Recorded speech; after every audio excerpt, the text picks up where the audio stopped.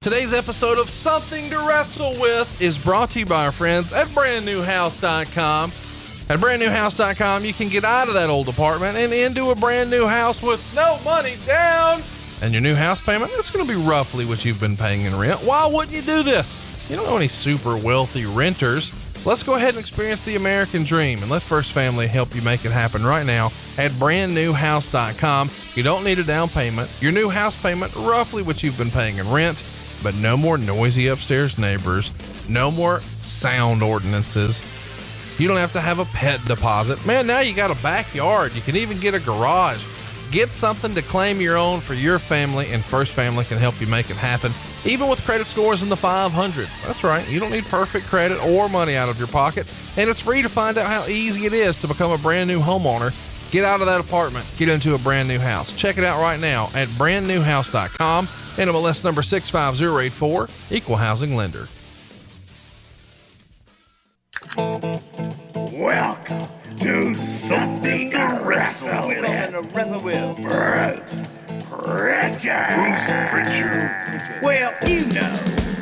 That's not a rib. She pooted. Is that a rib? No, yeah, There's no box of gimmicks. Rumor and innuendo. I don't deal in rumor and innuendo. And was he there? I was there. I don't give a shit. I ain't scared of shit. I ain't scared of shit. Fuck him. Fuck you, Bruce. I love you. Give me a double cheeseburger. Double cheese. Double mayo. Hey, it's Conrad Thompson, and you're listening to Something to Wrestle With. Bruce Prichard. What's going on, man? How are you? Man, it's anybody watching the news, you see how wet it is in Houston. I'm just trying to stay dry. You know how I am. I like to be dry.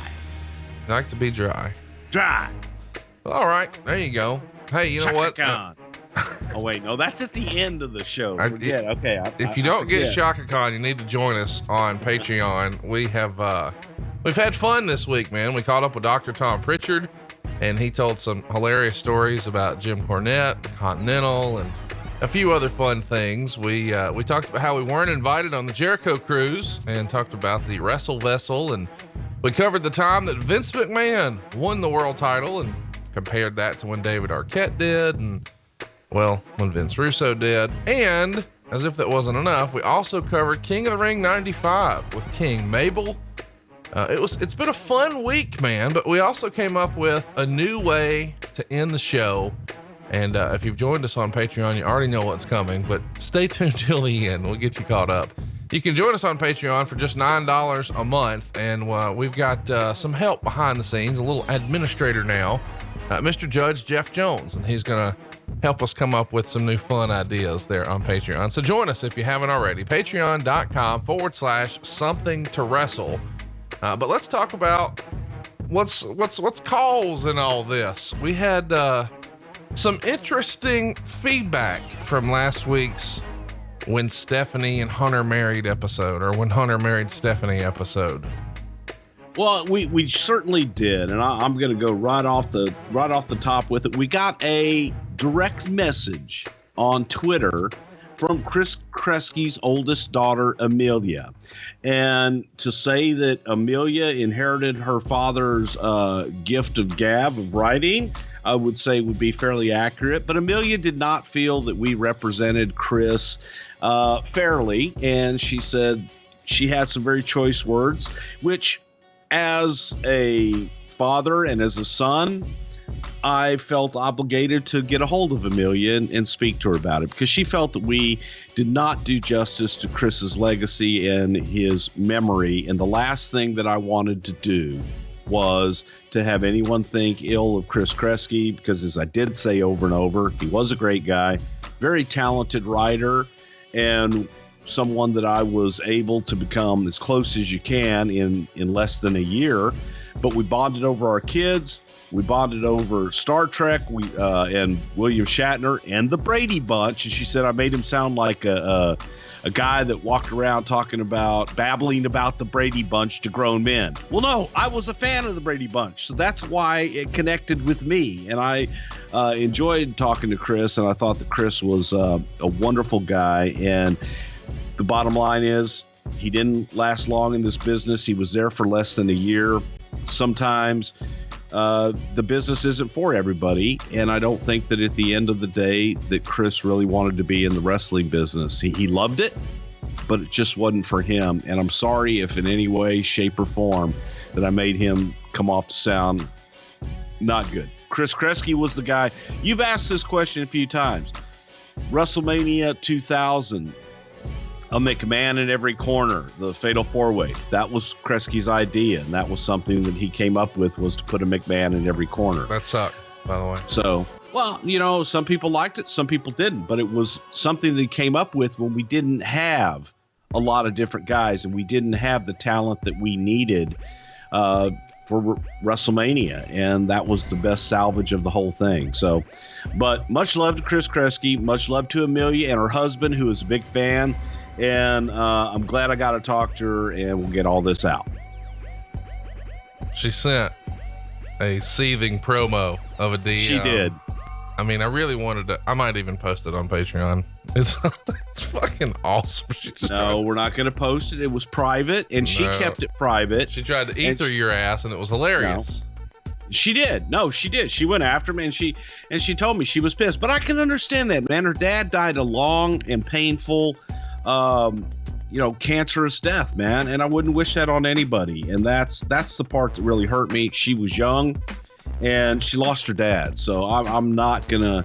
I'm going to vindicate her because I feel for her. So I appreciate that she listens. I appreciate her husband listens.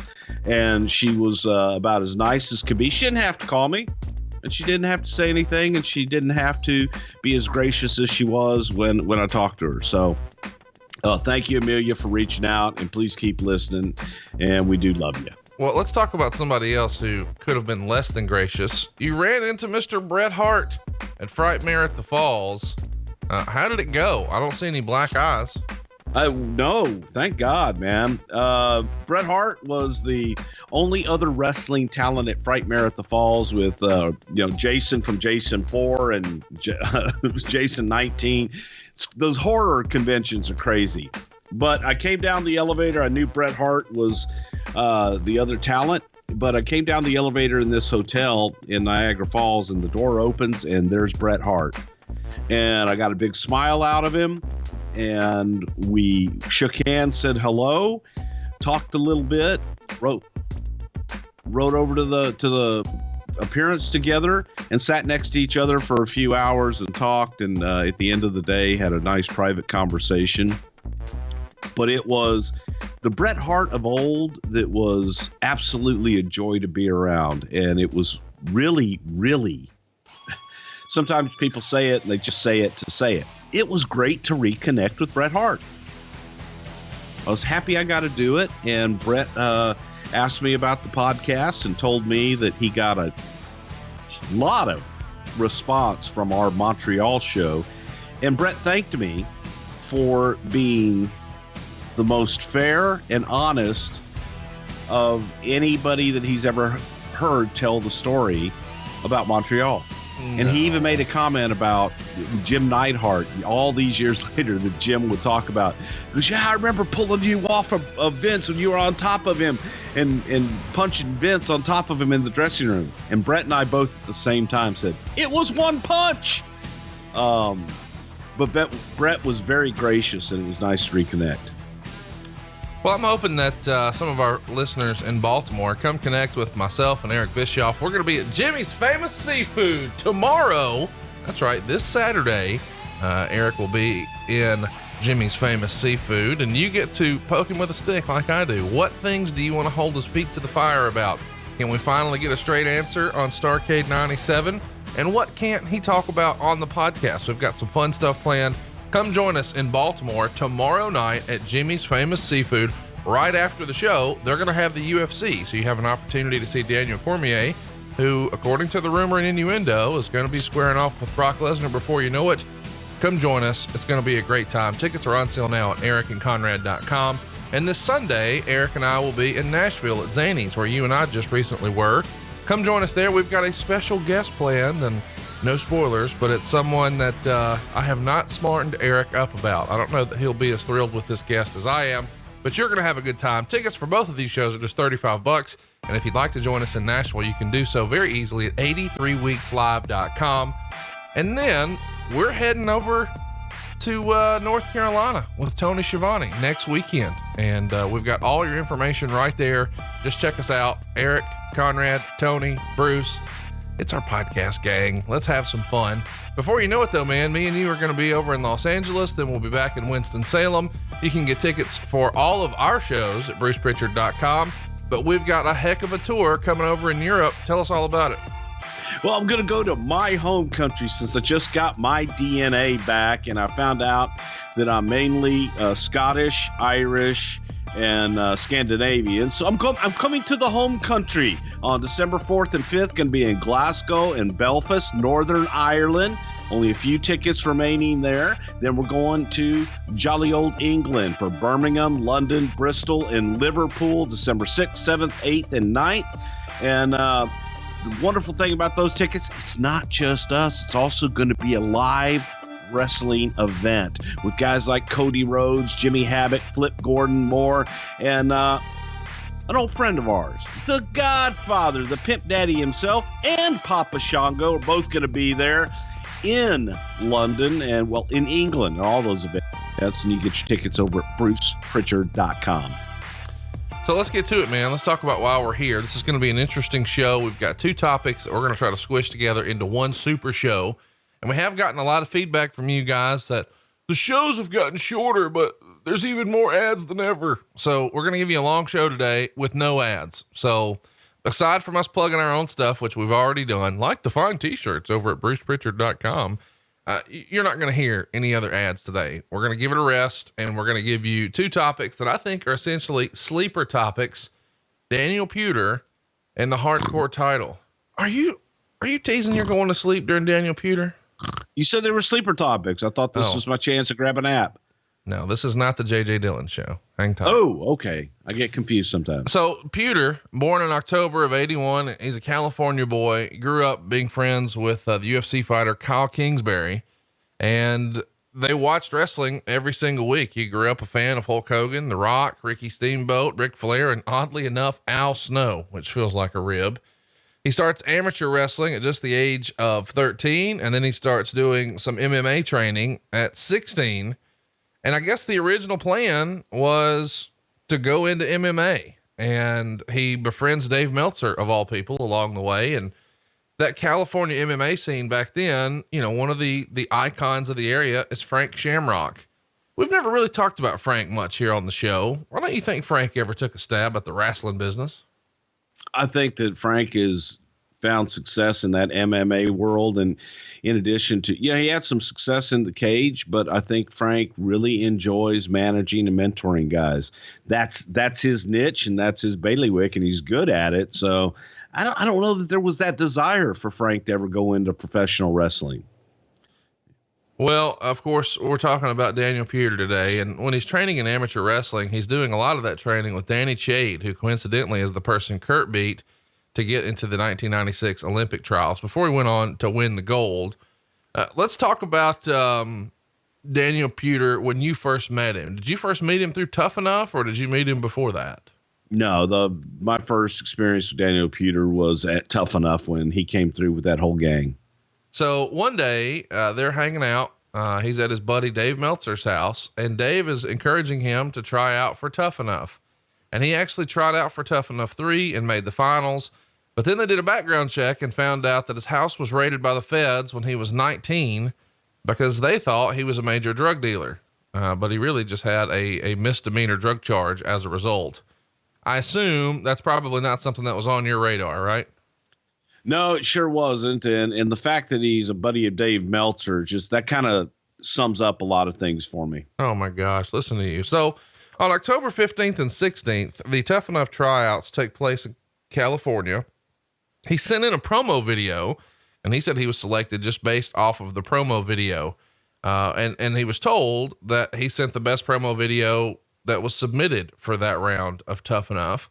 I guess we should tell you there's 6 judges this season. You had Al Snow, John Laurinaitis, Bill DeMott, Kevin Dunn, Fit Finley, and Big. Those are your 6 judges. So the first day, all 50 candidates are required to run through what they called a level 4 obstacle course that was set up by Raphael, who has also worked with WWE on Tough Enough tryouts. And I think he's done some stuff with JR, right? I don't know. I don't know if it's the same Raphael. I don't know that Raphael has experience setting up obstacle courses, but yeah, Raphael's he's been with the company from New York and a marketing guy, promotional guy, and one of the best on the ground guys you're ever going to find.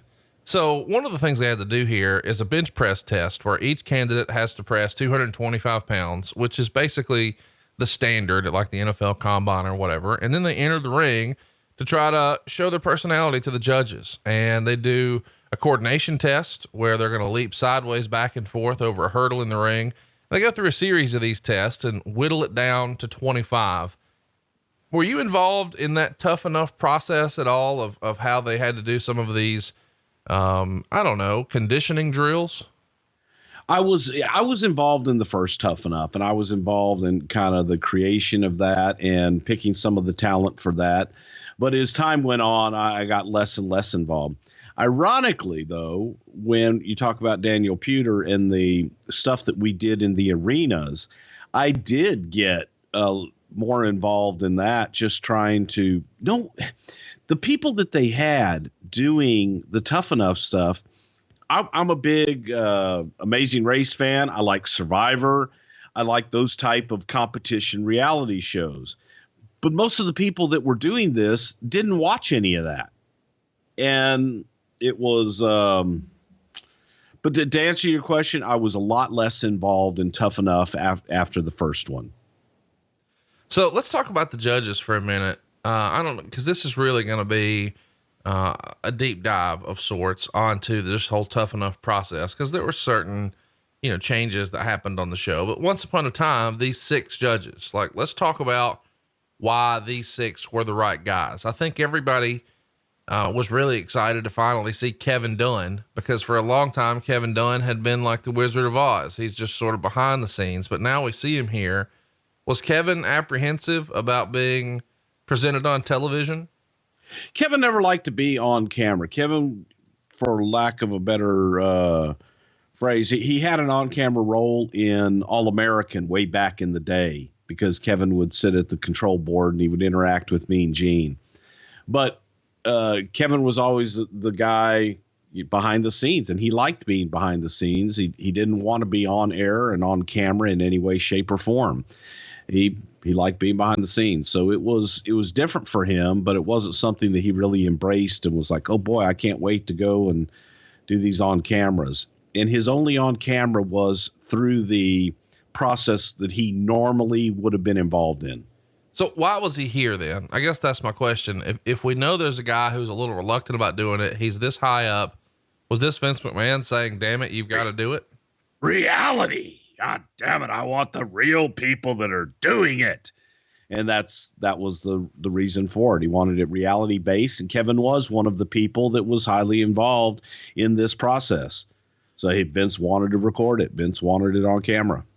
How did Johnny Ace like the opportunity to be back on camera? He had been behind the scenes a little bit at this time. A lot.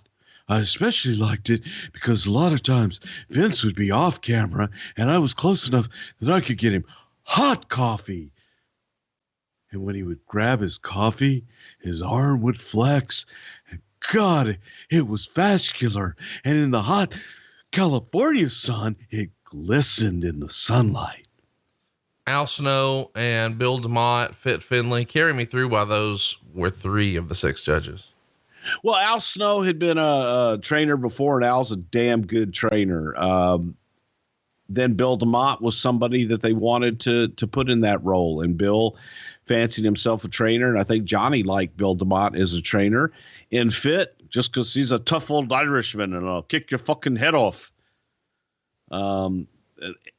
That was it. I mean, Fit was also on the roster at the time, so it was a way to have like a current talent that does have an eye for talent as well. That being Fit Finley. Chat me up about Big. He's a name that has really become I don't know, a staple in wrestling over the last 15 years, and seemingly out of nowhere. Give everybody the background and what his role was and why he was the right guy for this. Well, Big was one of Kevin Dunn's best friends from Baltimore.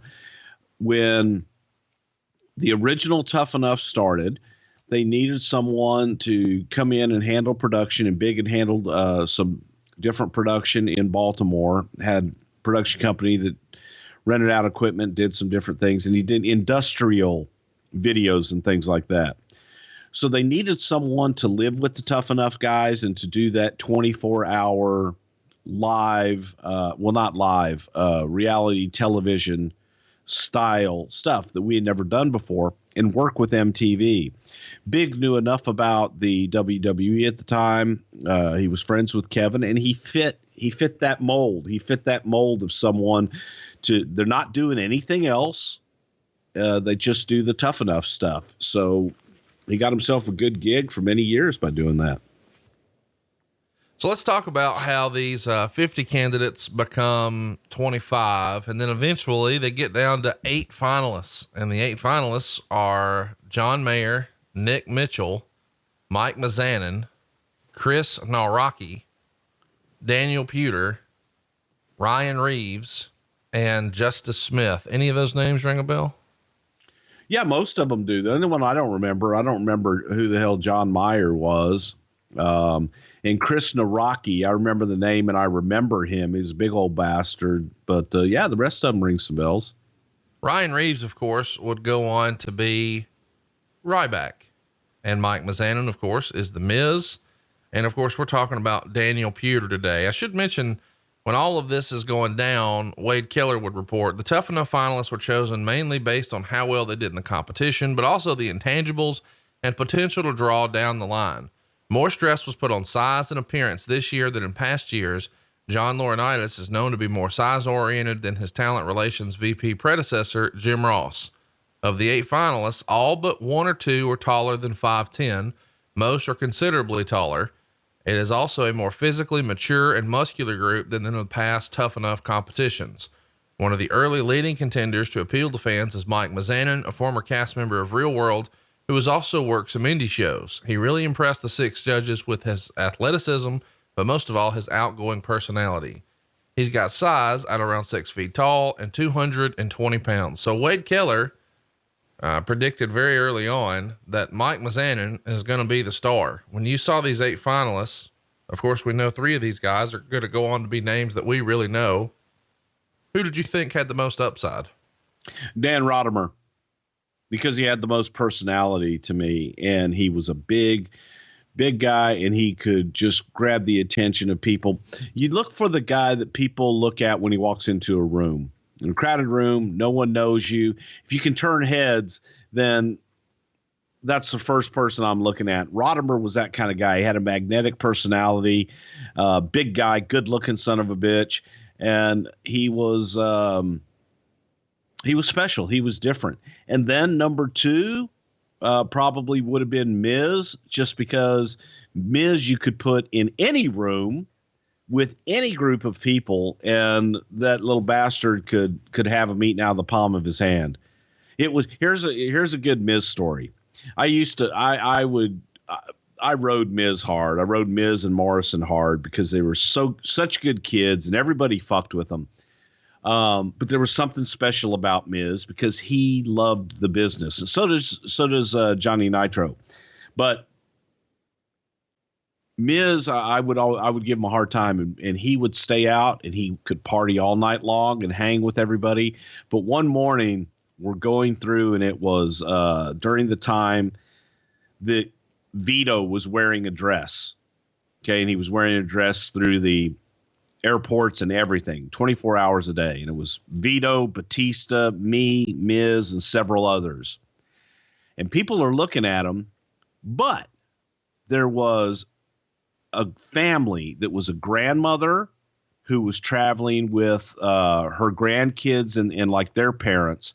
And this whole family was awestruck and starstruck by The Miz. And I remember going through security with Miz, and he just looks at me and says, "See, everybody loves me. They're just staring at them, but they love me. And that just cracked me up because this grandmother just was like all over Miz. She just loved him. She wanted to touch his arms and his chest and shit. And he liked to rub that in my face. But it was true. He appealed to everybody. Wow. Let's talk about Vince here. You know, when you get down to 8 finalists, does Vince have any input on that, or is that all still the 6 judges? It was pretty much the 6 judges and then bringing him to him, and he didn't seem to have a problem with them. He saw it, but he didn't have a whole lot of input in it. It was like, go do your show, and if we get something, great. Give me some good television. Let's talk about the contract value here. You may recall the winner of this contract is going to be given, or the winner of this contest rather, is going to be given a 4-year contract worth $250,000 per year. Is the number chosen because you guys just wanted to be able to say it was $1 million contest? Is that how we got to this number? Absolutely. Sounds big. It sounds like that's worth fighting for. It's $1 million. Do any of the guys on the main roster really take exception to this, that you guys are essentially putting a greenhorn on that type of contract? A lot of these guys would have gotten there, cut their teeth going through developmental for $500 to $800 a week. And now you guys are going to run a TV show and somebody is going to get a multiple of that on their first contract. Yeah, absolutely. There are guys that were pissed off about that, but it's a stunt. It's a television show. And the majority of these guys are going to be renegotiated after the first year anyway. And it can come down to, if they really stink, say, hey, we're going to cut you loose. However, if you'd like to stay, we can't pay you $250,000, but we can put you in training for 75 or 100 maybe. So that's the part that people don't understand. They just, the boys are such marks. They'll look at it and go, they believe everything like everybody else, that, well, the guy's going to get $250,000 for 4 years, no matter what. That wasn't the way that it was worded. That's how it was, but yet there were loopholes in there. So let's talk about the Boogeyman incident. Meltzer Keller would write, there was an impressive candidate who made the first cut, but the downside on him was he was listed at being 30 years old. Nevertheless, the feeling was he had enough potential to be worth considering for the final 8. And when it came time for the final interviews, some of the judges suspected he may be a bit older than 30. He insisted he was 30, but when he was actually forced to show his driver's license, it revealed he was 40. Even at age 40, he might have made the final 8 because he was such a standout in every category athletically and in terms of personality. But because he lied over and over again, even when confronted, that was the deal breaker. And famously, this guy would go on to be the Boogeyman. What a fucking class you guys had here. Have you ever seen the footage? Yes. Oh my God. It's hilarious because he stands there and vehemently denies.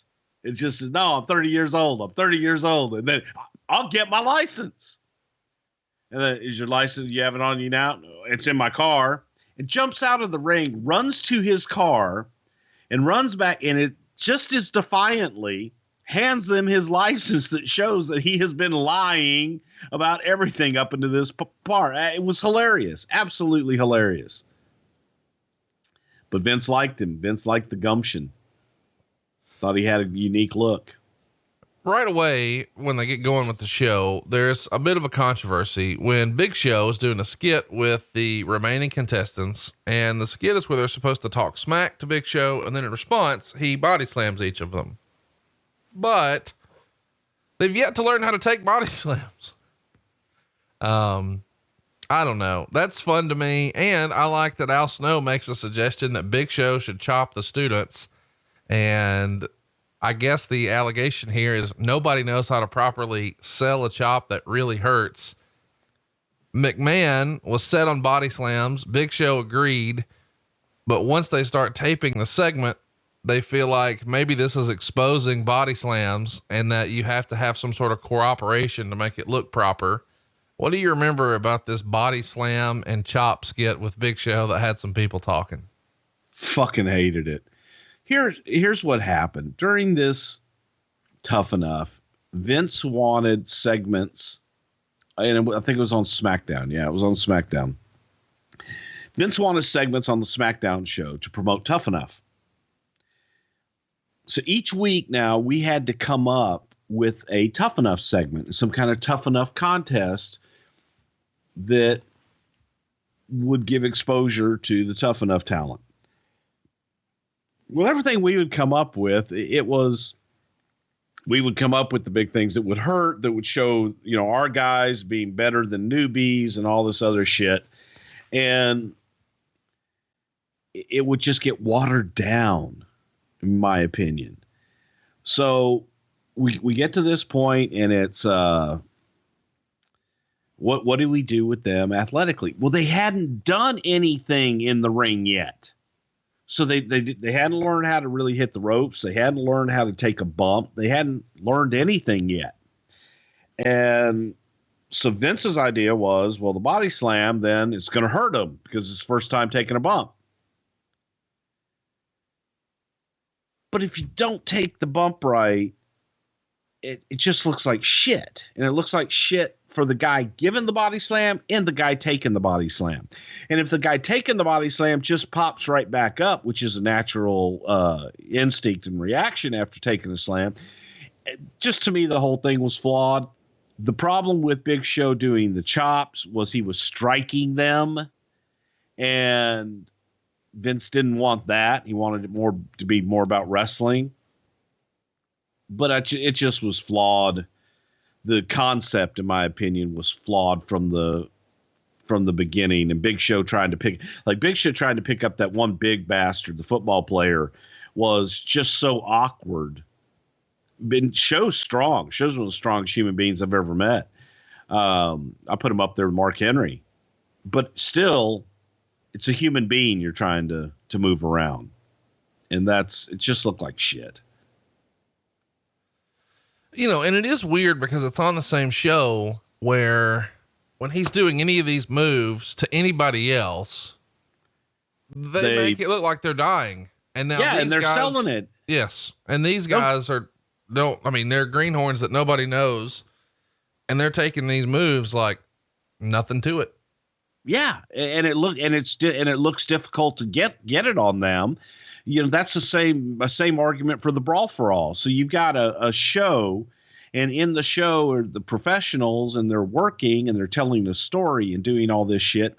Then you have a Brawl for All type where this is okay. Everything else you saw is fake, but this is real. That used to piss me off. Yeah, I get that. Do you remember any of the guys in the back being particularly fired up about this? Because it is exposing the business and what they're doing. And I don't usually like the phrase exposing the business, but in the segment before this and in the segment after, body slams and chops are murdering people, and here they're not. And those guys, some of them are going to be making even less than one of these guys when they win the show. Hey, I got an idea. How about I just go out there and kick the fuck out of them? Then when I'm done with the first one, I'll do it to the next one. Yeah, Bob Holly didn't like it. A lot of guys didn't like it. For that reason, they're going, now I've got to go out there and sell Big Show Slam. I've got to go out there and sell this. It was tough. And it was tough in the framework. In the framework of a reality show, you can do that because it's not being compared to something else in the same show. So, yeah, people were pissed. Let's get to the November 4th SmackDown. This is where Daniel Puder makes a name for himself. Kurt Angle is challenging the finalists to do a squat thrust competition, which you begin in a standing position. Then you move into a squat position with your hands on the ground, kick your feet down into a plank position, but you keep your arms extended, and then immediately return to your feet back into the squat position and then stand up. So, they do these drills in wrestling and sometimes even in football. And the winner here is then going to get a shoot match with Kurt Angle. And unfortunately for Chris Naraki, he wins the competition, and Angle pretty much throws him around the ring for about 30 seconds. And I believe even broke one of his ribs in the process. And then he pins him. Before we go on, what are your memories of that? Any heat on Kurt? I mean, obviously accidents happen, but this is interfering with a television show. No, there was no heat on him. He did what he was supposed to do. The issue was that they wanted to have interaction with the WWE talent. So Paul Heyman wanted to have, and we've talked about this on the Heyman show, but Paul wanted to have Nunzio, okay, who's legit shoot wrestler, very tough kid, but he's smaller. He trained with Billy Robinson, and he is a really tough guy. But he wanted Nunzio to stretch all the guys, and that's how it started out. So from there, it went from Nunzio to Big Show to Mark Henry to Kurt Angle to all these different people. So as we're doing this, I was sitting there and I said, well, what you have to do is I went old school. And this is where I did get involved because I went back to the Gene Anderson and style of training guys. So one thing that Gene used to do was he would make guys run the steps for hours. And he would hit them with broom handles and shit like that. And then once they ran the steps, he would make them do 1,000 squats and go run the steps some more.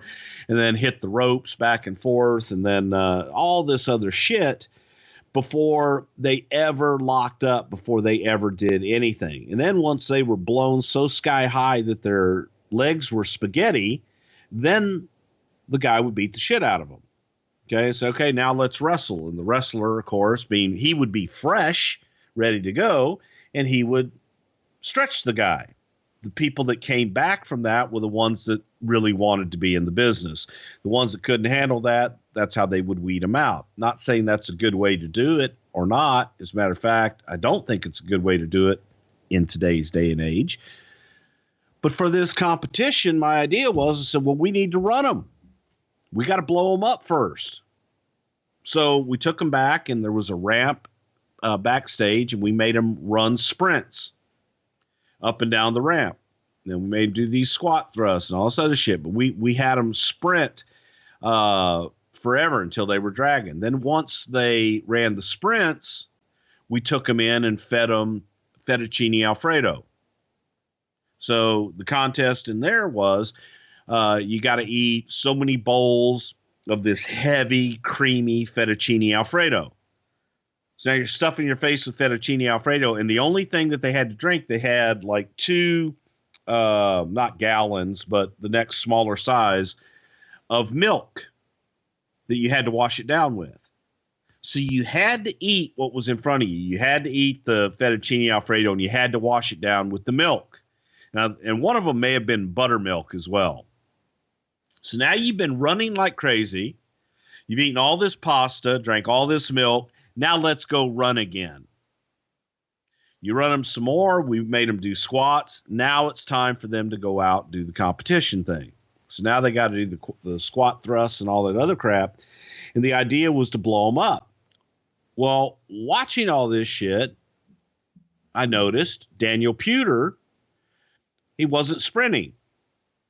He was just kind of jogging, and he wasn't going hard at all.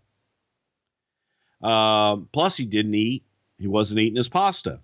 And I told Johnny, I said, hey, this motherfucker over here, he's not eating and he's not sprinting. He's conserving his energy. So, they got on him and all this shit. And I don't know that he ate all of everything he was supposed to eat because we had a time constraint too that we had to get through, and we had to get these guys done. So they get up there, and the one kid won, and Kurt stretched him. So that all happened before they ever even got to the air. But it wasn't done in a way old school. It was guys were cheating, and they were letting them slide.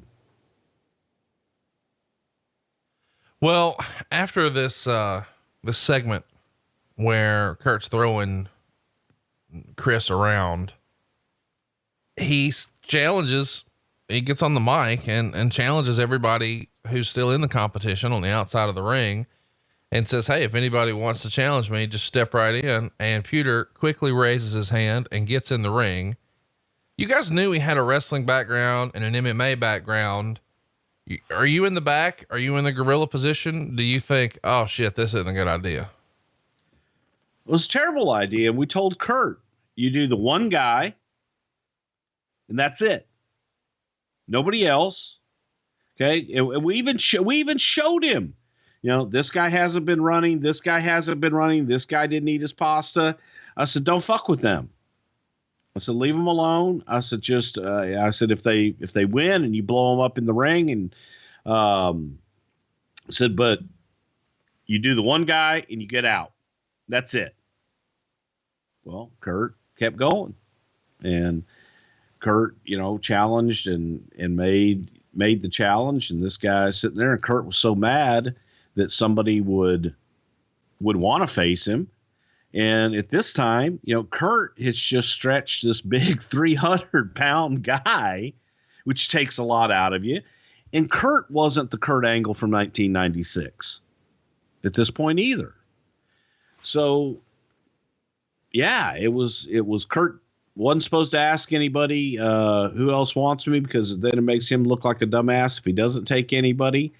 And then he took the guy, and the guy got him in an arm lock, and then Kurt had to pin him. But it was shitty all the way around. And the point is, we never should have put ourselves in that position. So let's talk about the actual situation.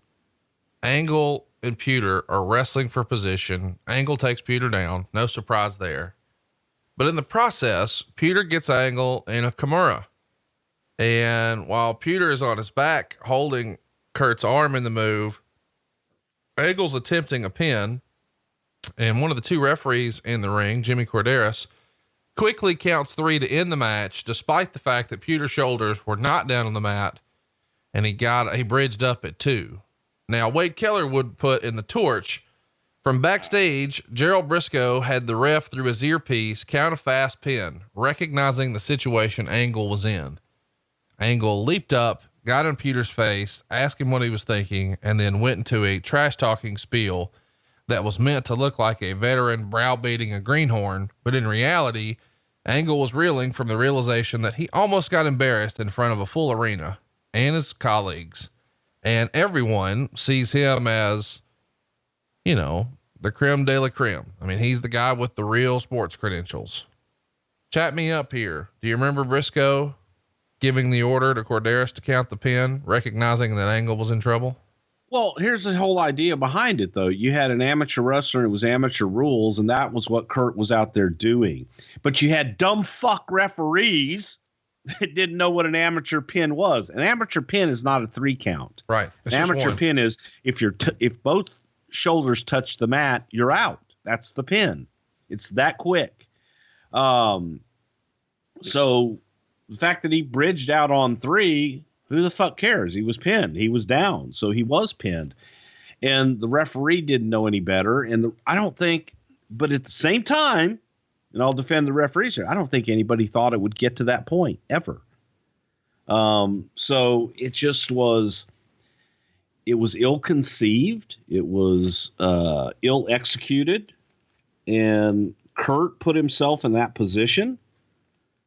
And the kid had his arm locked in. The kid wanted to break his arm. He could have broken his arm.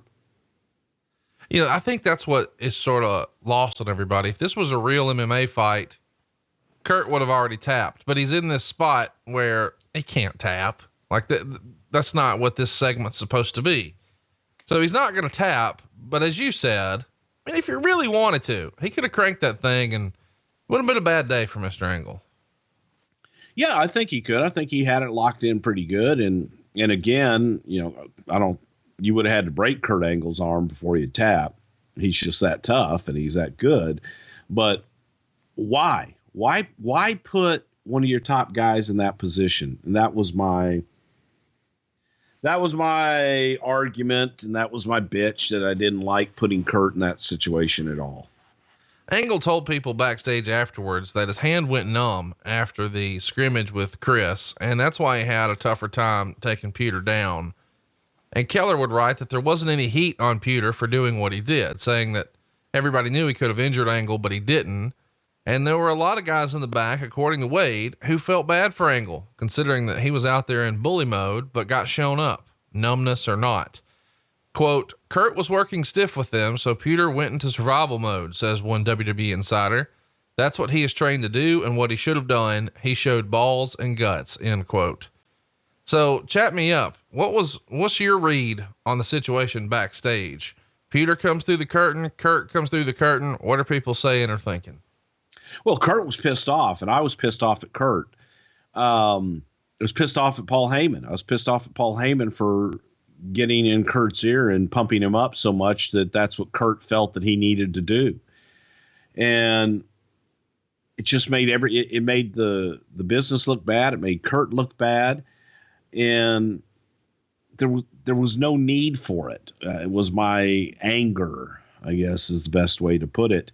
So I was pissed off at Kurt for letting it go that far. I was pissed off at Heyman for getting him riled up. I was pissed off at Puder for fucking getting in there.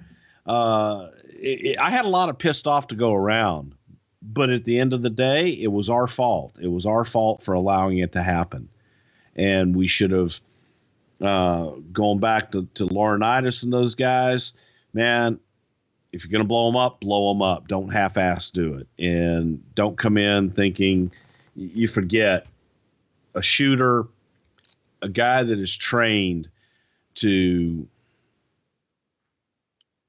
beat you and to hurt you. Okay. And that's what Kurt Angle was for so many years. Then we took that away from him and we taught him how to dance and we taught him how to work with people and not hurt them. So he's not in that mode. He's not in that killer instinct mode. Now you've got a kid who's coming from the world of shoot and hurt and do what you have to do to win, who they have not taught how to dance yet. And you put those guys together. Yes, Kurt, in my opinion, for many, many, many, many years was probably the baddest human being walking the face of the earth and the toughest son of a bitch I've ever seen. However, at this time, man, he was broken down. He had nagging injuries, and he wasn't that same guy. And to put him in the ring with somebody that was hungry and someone that had been doing nothing but that, it's not fair to Kurt, and it's not fair to us, and it's just wrong, and it was a bad call. So I don't blame Puder for what he did. Fucking go out there and make a name for yourself, kid. Here's an opportunity. Go make a name for yourself. Why not? That's what he thought he was supposed to do. Do you think this incident hurt Kurt's rep backstage at all? No. Kurt has said that, this is a very awkward situation. His neck is so bad he can't even do 5 push-ups. But one of the ideas was that Vince wanted him to wrestle all of the finalists, and he didn't think he was worried about Puder at all, but he was more concerned about the 2 big guys. He says at the time he only weighed 207 pounds and his body had started to deteriorate. His neck is just killing him. And he says when he wrestled Chris, that front headlock he got him in and pushed him over, he jammed his head into the canvas. So his hands go completely numb, and he's just trash talking and opened his mouth and says, who else wants some? And then there you go. That's how this whole Puder thing came to be. It is interesting because Kurt would write in his book, the whole thing was, it wasn't supposed to be an ultimate fighting contest. It was a wrestling match, but there was supposed to be a submission, but he was a moron and he put his back on the mat, and it wasn't supposed to be a 3 count. It's supposed to be a 1 count, like in amateur wrestling. And let me interrupt there. And that was the fail safe on everything, because when we talked to everybody beforehand, it's like, it is amateur rules, because there was no doubt, no matter who it was, He can take him down. That Kurt couldn't pin him. No, that Kurt could pin him. Right. So that was the fail safe on everything. So that's why, when the referee counted 3, it's like, what the fuck are you doing? Yeah. It's a 1 slap and it's out. So we had talked about that, and that was the fail safe, that no matter what happened, everybody felt confident that Kurt could get him on their back and that Kurt could pin him. I do think it's fun though, that you're fired up at the referees for doing a 3 count, but they're in a professional wrestling ring at a professional wrestling show wearing a professional wrestling outfit where they've been doing trained. amateur shit. And you're like, you fucking dumbass, doing exactly what we've sold tickets for and you've done your whole life. Yeah, doing a goddamn, hey, we're doing a reality show inside of goddamn entertainment show with an entertainer and a shooter who's real, who goddamn, we want real rules, motherfucker. What's confusing for you, shooter boy? You know, that's shit. That's what's fun to me though, is realistically, if he would have done a 1 count, the crowd's going to be like, well, he didn't pin him. That was only 1. Because we as wrestling fans, we're at a pro wrestling show. We've been trained to believe a pin is 3. He kicked out at 1 or whatever. So anyway, it's just silly. It's fun to hear you silly. but my favorite part is you're fired up on it. I am. I'm fucking hot. That is so good. Motherfucker. So let's talk about, something else, because Kurt's obviously carrying this around with him. And he said this about Puder. Puder was a piece of work too. I saw him 2 or 3 months after that, and he was at the airport in San Jose or somewhere around there where we were having a pay-per-view, the Royal Rumble. I said, what are you doing here? And he said, I'm in the main event. I said, what main event? And he said, I'm in the Royal Rumble. And I was like, oh my God, I can't believe he just said that. He's in the main event. The Royal Rumble isn't the main event, you freaking moron. He's a horrible wrestler. He couldn't do anything. He couldn't cut a promo. And he became an overnight name because of what happened with him and me. So it is sort of fun to me that Kurt still has a burr in his saddle about this. Did you have a conversation with Kurt about it? Yeah, Kurt was pissed off, and Kurt just was pissed off that people perceived that. I think that if Kurt were healthy, first of all, you got to have that caveat. If Kurt were healthy and he and Puder were to face off in an amateur rules or even an MMA, I think that Kurt would have killed him. And it was a burr in Kurt's ass that people felt that this kid had him. So it was pride. Let's talk a little bit about what could have been, because Kurt believed that after all this, he could have helped Daniel and he could have caught on, and they were expecting him to, and they would have had a great angle. And he says, I was even considering doing the job for him, which would have been crazy for a guy in his first year, but he was just so bad at wrestling that we had to let him go. More on that in a minute. He also says that after Daniel was gone from the WWE and Kurt was in TNA, Dana White wanted them to fight in the UFC, which Kurt said he wanted to do, but Dana told him he'd have to quit wrestling, and Kurt didn't want to do that. What do you remember about the rumor and innuendo of a UFC match between Kurt and Puder? Now, I never heard about the specific match in UFC. I know that Dana had come after Kurt, and Kurt was very interested in pursuing a UFC career. I didn't know it was for that particular match, but that was something that Kurt went back and forth with. And frankly, I think that Brock just took the thunder away from him when Brock went over there, because Brock was the big monster. And I think Dana had his professional wrestler and his big monster and thought that he had the guy in Brock. That's what I think happened.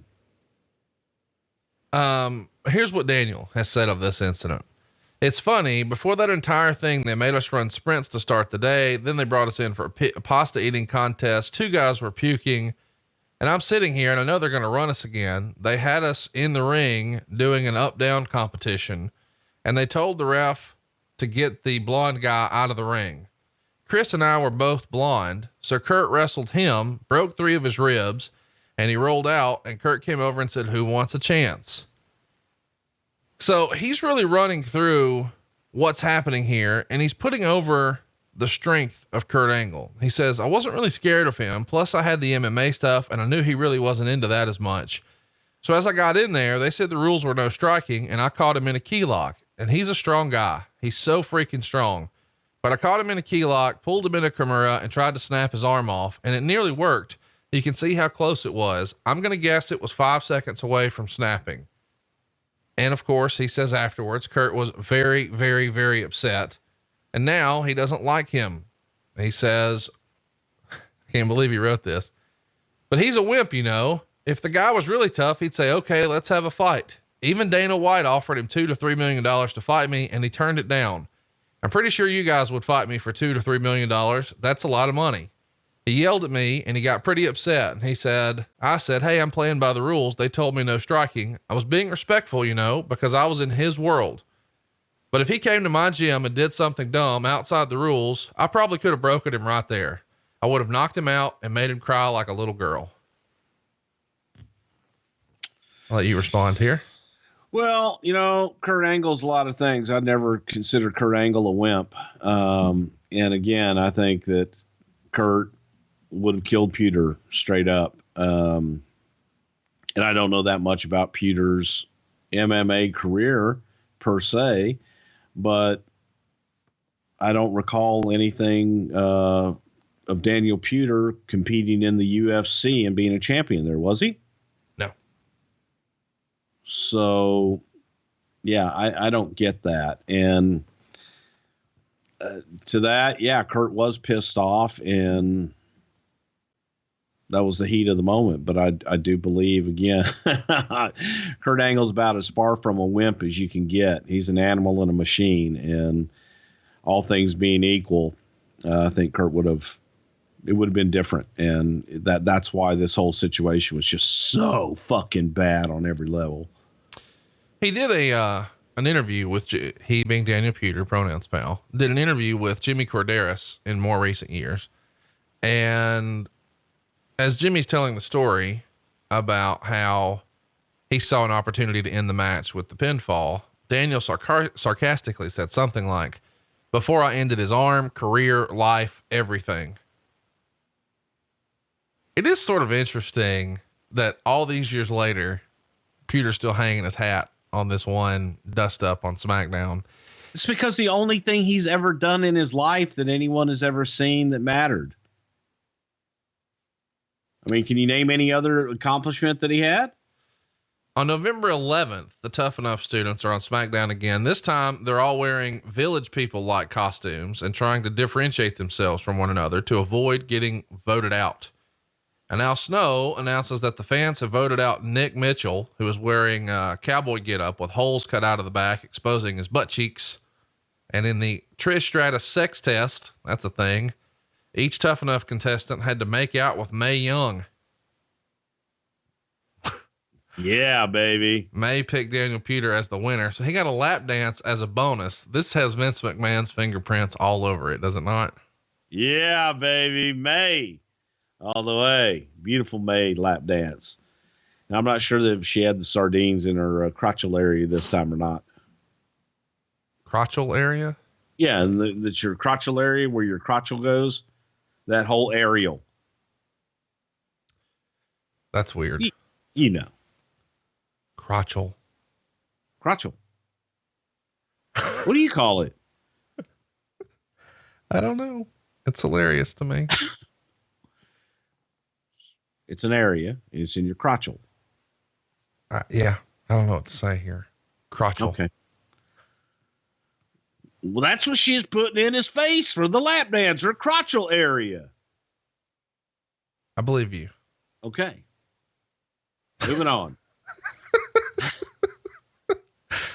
Hey, Conrad, I'm going to sidebar here for a minute. We're doing full disclosure. We're doing this early in the morning. Yep. Okay. And I rolled out of bed. I came out, I was on a phone call and came out to my office and, blah, blah, blah. And I'm sitting here looking at my hands and my arms and everything is covered in blood. And I'm like, I'm bleeding somewhere. I've got dried blood all over me. Must have been a crazy night. Yeah. I've got to check should I check my crotchal area? I was about to say, maybe you should check your crotchal area, see if something's bleeding. Oh my gosh. You just Jim Cornetted. You didn't know. You can't see that. Well, I mean, I could. I had to use my little iPad fingers and go, wee, and expand to make it a little bigger. Damn. Are you okay? I'm there. I'm good. The week later, November 18th, it's a Tough Enough challenge again on SmackDown. And we see the contestants start in one corner of the ring and try to lunge past the Basham brothers to get the flag in the corner. None of the contestants succeed, of course, but Daniel Puder gets the closest. And around this time, Miz starts keeping an online journal on his website, MikeTheMiz.com. And he talked about the contest with the Basham brothers, and he details how this all went down. And he says the last person to go was Puder. Did anyone see the Bashams by this time? They just took down 4 people and were out of breath and tired as hell. Puder goes and almost got the flag, but didn't. The Bashams did a great job at holding us back. It looks like Puder did the best, but the fact was he went last. I honestly think whoever went last would have done the best in that competition. Puder got the luck of the draw. That game was fun as hell. Do you think at this point there is any maneuvering to make sure that Puder is the featured guy and he's in spots like this where he goes last? No, it was a draw, and because it's competition and you have to do with the voting and all that shit, there's certain things that, yeah, you made real, and it was a real draw. Let's talk a little bit about, what's next here. On the November 25th SmackDown, Rodimer's eliminated, and a lot of people called that a surprise vote. So that gets us down to Mike Mizanin, Daniel Puder, Justice Smith, and Ryan Reeves. Chat me up about why Justice Smith didn't go further in the company, because these other 3 guys, I think we've all heard of. I mean, Ryback went on to have a really lengthy run, and of course, Miz is still on top. Chat me up about Justice Smith. Who the fuck is Justice Smith? I don't even remember Justice Smith for the life of me. He could be in a lineup in front of me and I wouldn't know who he was. Sorry. Yeah, that's why. But you look at the other guys, Ryan Reeves, man, Ryback, holy shit. You know, look at him. Definitely a contender. People loved The Miz. And then you got Puder, who went with Kurt Angle. So I don't think people can pull up Justice Smith. Were you surprised that Rodimer was the guy eliminated here? I mean, he was your early pick. You thought he was going to be the guy. A lot of people have compared him to, you know, appearance wise, a young Steve Austin or a Jeremy Shockey, who was a tight end for the Giants at the time. Chat me up. Well, yes, very much so, because I thought that, especially to the general audience, I thought that people would eat Rodimer up. Big bastard. He was a smart ass, had the gift of gab. But maybe just because of his smart assness is probably what turned people off on him. But to me, he had all the tools. The Armageddon 04 pay-per-view goes down on December 12th. Puder and Miz here make their WWF pay-per-view debuts here as they have a boxing match against each other in what was called at the time a Dixie dog fight. Is that a Michael Hayes name? Did he name that one? Where'd that come from? This will be the Dixie dog fight because it's in Dixie. And I like dogs. They and they gonna fight. Well, what's the thinking in doing a boxing match here? Puder wins. He's awarded a decision victory over Miz. It's a 3-round boxing match, and the decision is left up to the crowd, who cheered slightly more for Puder than Miz. What do you remember about this? Well, damn, Conrad, haven't all the boxing matches in the professional wrestling arena just been the most exciting damn things you've ever seen in your life? Yeah, exactly. For the life of me, man, you're putting another shoot competition in a quote shoot fight inside of a worked arena. And it's going to suck in comparison. There's nothing you can do to make it good. And it wasn't wrestling because they weren't ready to wrestle. So let's have them fight. Let's have them box. And what's interesting is Puder going into this is a heavy favorite. I mean, everybody knows of his MMA and, you know, just amateur, legitimate athlete background. Everybody sort of underestimates Miz here as just being the reality show guy, but he boxed in high school. So he certainly exceeded expectations. And I guess you could call it a moral victory because I think he surprised a lot of people with what he was able to do there. And apparently you guys had to go all out from a company standpoint to make it official. You had to get a boxing license with the Georgia State Commission, and having an official boxing match in the match, you had to have a cut man at ringside, a commissioner at ringside. And allegedly you guys want to do everything legitimately, straight up. and there's no indication that it was anything other than. It's so weird to me that you guys go to great lengths to do stuff like that. Like, why not just work the fucking thing? Because it was a contest and you can't work a contest. Then that just, you have to legitimize the contest and it has to be real. Otherwise people will call bullshit on all your other contests, and they do anyway, but they're not. I was fixing to say they do. I mean, anyway. they call it, but that's uneducated dumb fucks who don't know anything, and they're not. So for these, it had to be legit. It had to be real. So we had to do everything above board. But the thing about it is we did know that Miz had some boxing experience. Hence how we were able to get the boxing license to be able to have them sanction a match, because he did have some chops boxing, and we thought, okay, well, they can't wrestle. At least they could box, have a decent boxing fight. So it was nothing really memorable, but from the majority of people who had this myth of what Daniel Puder was, I think they thought Puder was going to kill him because of his MMA background. Didn't happen. Well, he certainly surprised everybody here with his performance, he being the Miz, pronouns pal. Let's talk about it though. December 16th, it's announced that Daniel Puder has won Tough Enough. Is that who Vince wanted to win? What was the reaction in the back? Talk me through. Once it's announced that Puder won, what do you guys think you have creatively?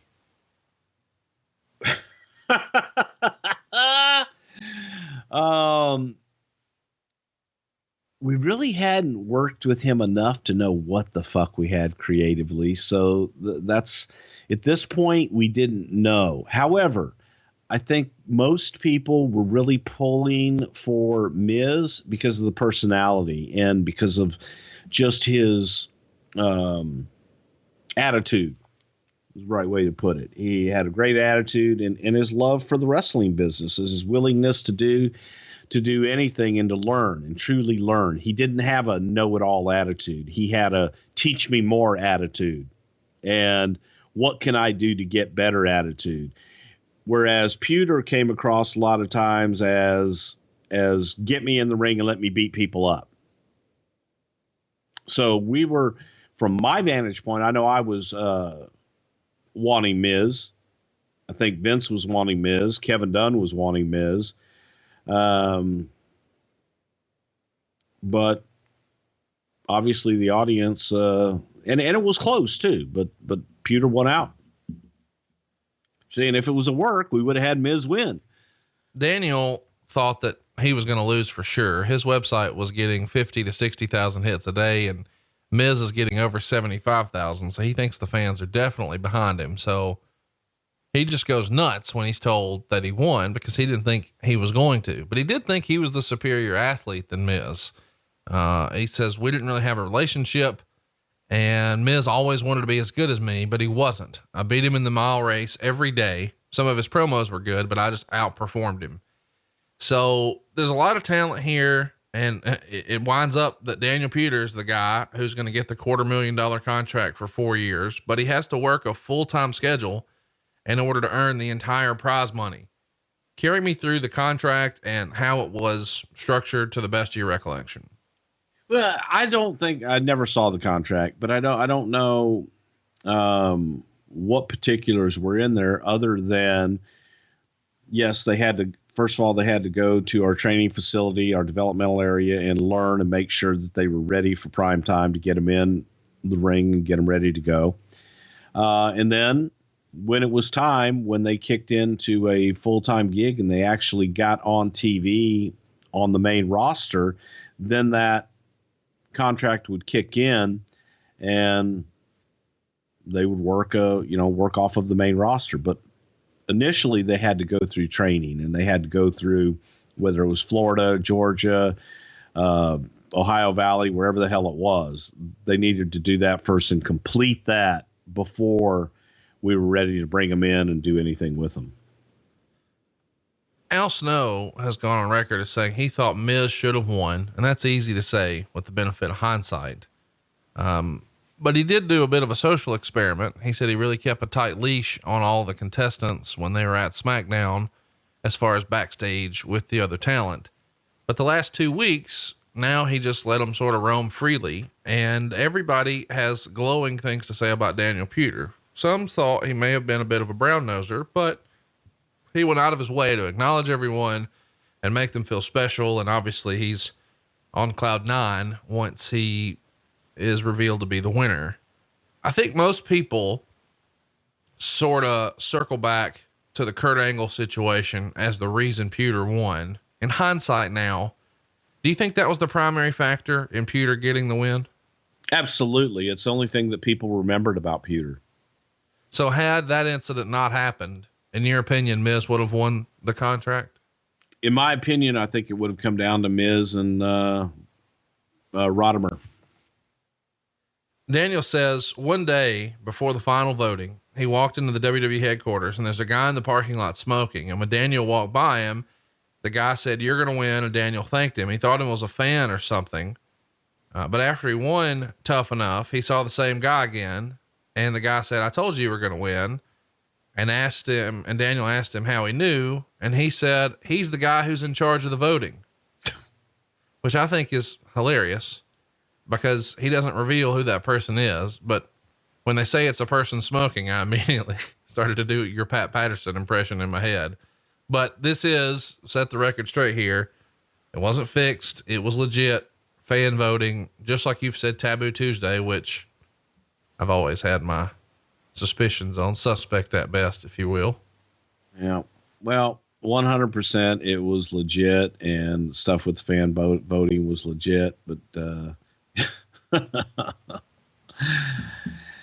oh boy, I probably, again, it just kind of would speak a little bit to the naivete of Mr. Puder. And Dan was a nice guy, and Dan was a personable guy backstage, but I say personable, but he didn't have a lot of personality, and he was gullible. So I could see someone yanking his chain. Definitely. There is some disappointment, according to Wade Keller, within the WWE that Puder won, because they felt that A, Miz was more ready as a worker to take advantage of the acclaim of being a Tough Enough winner. B, much like you say about titles, Puder didn't need to win Tough Enough in order to be over, whereas maybe Miz could have used the rub. And C, maybe Puder would have been better off to be treated as an outsider. Maybe the idea of he shows up down the line and calls out Kurt Angle, positioning himself as more of the MMA guy who beat him rather than the wrestler guy. What say you in hindsight? If you were booking it and it wasn't legitimate, would it have made more sense to leave Puder as an outsider? I think so. For him to have any kind of a chance, probably so. Be able to create something for him from scratch and give him a personality than trying to rely on the personality he already had. That makes sense. Would it have hurt Miz to win? And here's what I mean. Sometimes it's like a blessing in disguise when those things don't go according to plan. It's a Garth Brooks song, if you will, an unanswered prayer, so to speak, because Miz had his own run-ins when he first came to the main roster. And I'm sure we'll talk about that some other time, but there's famous stories where Chris Benoit wouldn't even let him dress in the dressing room. So he's running up against some opposition with the veterans in the locker room. And if he comes in on top of that sort of innate heat that he had, but now he's got this Tough Enough contract and the push associated with it, could it have actually worked against Miz and maybe he doesn't wind up with the success and the run he has now? Yeah, I think it would have worked against Miz in that regard, because he already had heat, because he was already a MTV reality star. It's like, fuck him.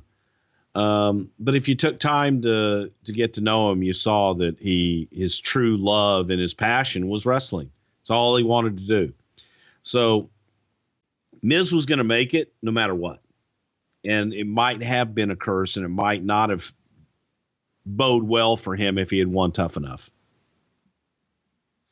In January of 2005, Puder gets a couple of wins on house shows over Hardcore Holly, and that gets us to the Royal Rumble at the very end of January 2005 in Fresno. Daniel comes in at number 3. He doesn't eliminate anyone, and he is in fact eliminated by Hardcore Holly, but through the course of the match, he's chopped several times by Eddie Guerrero, Hardcore Holly, and Chris Benoit before ultimately Holly eliminates him. This feels like the veterans having fun with the new guy, does it not? So welcome to the big time, kid. Yeah, Miguel, man, when you get in the ring, man, you just come to me, man. I'll take care of you. We'll do a little spot over here. Hang on, man. Let me get a chop in. You know, and it's, hey, I got an idea. Come on over here. I'm going to chop your fucking ass. Yeah, that was just a welcome to the company. Daniel has said the Royal Rumble was horrible. He said, his dad was in the audience to watch all of this, and he had been asking Hardcore Holly to teach him and work with him almost every week, but he says Holly would bump him around, but didn't want to teach him. And he was trying to grow. That's according to Puder, but he says Holly would just talk shit on him. And even in his book, and he contends that Bob is not a good person because he went to him as humbly as he could to ask for help and worked his ass off and even built the ring every week. But Bob Holly just didn't care. He says that this whole building the ring thing was something that he suggested to Al Snow. He wanted to contribute and he wanted to pay his dues and be a part of it.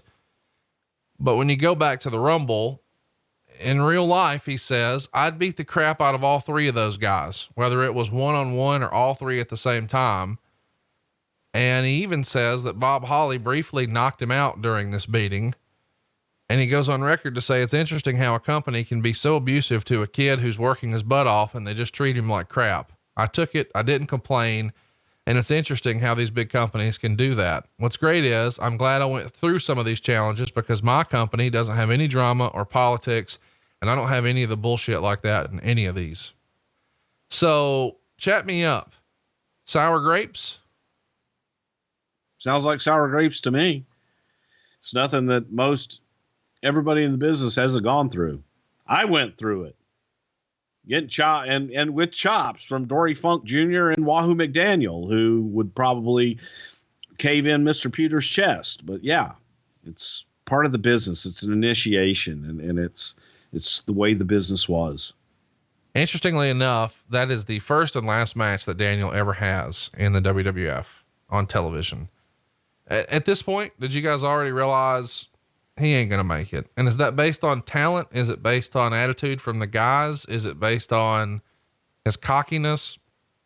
Why doesn't he make it? And why do you know so quickly he's not going to make it? We tried. Oh my God, we tried. We would bring him to TV and we put a writer with him trying to come up with vignettes, trying to come up with something, asked him for ideas. We would shoot things with him every week. And it was painful. I would liken it to the guy, Chris Walker. Is that right? Braden Walker. Braden Walker. Chris Harris was his Chris TNA Harris name, but Braden Walker. But Chris Harris, in my opinion, had some talent. But at the same time, when we tried to get personality out of him on an individual basis, it was like pulling teeth. And I tried working with Daniel and I tried getting something out of him. I think he had that red light syndrome. When the red light went on, it was terrible. It was amateur hour. Not good. He may be a great MMA, guy and what have you, but he was not a good professional wrestler. He did not work well with others, and his personality and attitude ostracized himself from the rest of the talent and production people. Production people would look, and if they saw they had to work with Puder, it was like, oh man, what did I do wrong? Because it was just difficult. It was difficult getting anything out of him. What do you think Eddie and Benoit thought of Puder? They're lumped in here with Bob Holly in this Rumble match. What do you think they thought of him? I don't think that they really gave him much thought at all. As far as getting him in the Royal Rumble, that's just, hey, new guy in. Let's say hello. Let's welcome him to the club. That's all that was. I don't think it was anything personal one way or the other. I doubt that Eddie or Benoit really gave him any any second thought. However, if they thought they had some talent in there, they probably would have spent some time with him and worked with him. So after this Royal Rumble match, he's just sent to train, and he shows up on Ohio Valley Television in Louisville, Kentucky on July 27th, where he's teaming with Ken Anderson, who'd go on to be the future Mr. Anderson. And they get a win over James Smith and Jason Nelly. And then he starts working a series of matches through July, August, and September, for OVW. And he would have a number one contender match where he beat Ken Anderson on September 7th. And then challenged Johnny Jeter, but loses on the 21st. And that's Peter's last match in OVW. What's the rap you were hearing, or what type of reporting were you guys hearing on Peter's time in OVW? Because he said it was a great experience and he learned a lot down there. Well, I'm glad he had a good experience there. It just was for the sports entertainment world, for the professional wrestling world. I don't think that Daniel was really cut out for it. And I think that it was something that in his makeup, he had to be the best, and he had to be something else. And he couldn't portray what I think in his head he believed on camera. He couldn't bring that out. And that was the challenge. I guess we should talk about the end here, but before we do, let's talk about Paul Heyman, because I had never heard the story when you were saying a little earlier about the whole Kurt Angle incident, that it was Paul who was in Kurt's ear getting him fired up. How much blame do you think Heyman had? I mean, had Heyman not gotten in his ear and really firing Kurt Angle up, would he have made the secondary challenge to Puder? Would any of this have even happened? Had Kurt not got in, had Paul not got in Kurt's ear, Kurt wouldn't have even been out in the ring in the first place. I see. So in my opinion, it was Paul who got Kurt fired up to go to Vince to demand to be in that spot and convince Vince that he was the one to be in that spot. Puder says some of his best memories of OVW are when Paul came down and they got to work together. He said he really likes Paul and he's super blessed to have Paul in his life, even all this time later. In September of 2005, Daniel is released from the WWE. And if you're keeping score, that's less than 1 year into his 4-year deal where he's supposed to get $1 million, $250,000 a year. He said one day he's at home and he gets a letter that says they're about to terminate him, or he could accept $50,000 a year. And when Daniel called to ask about the letter, he was told they didn't mean to send it to him. And he was given the option of signing a developmental contract with WWE and transferring to its Deep South Wrestling camp with less pay. But Puder declined the offer. He says he doesn't feel like he was treated very well by WWE, but does feel super blessed for the opportunity. And Wade Keller would report that while Puder had been training and wrestling in OVW, he was released and given the choice to opt out of the remaining 3 years of his 4-year $250,000 contract and shift to a standard developmental deal, which is more than an 80% pay cut. And he would have had to move from OVW down to Georgia, which is the new startup Deep South. Puder turned down the quote unquote offer, instead opting to explore his other options with MMA fights, Japanese wrestling, or perhaps even TNA. And Wade Keller was freestyling that maybe he could join Tito Ortiz and Ken Shamrock on TNA's debut of Spike TV if TNA were to decide to try to win over that UFC audience right off the bat.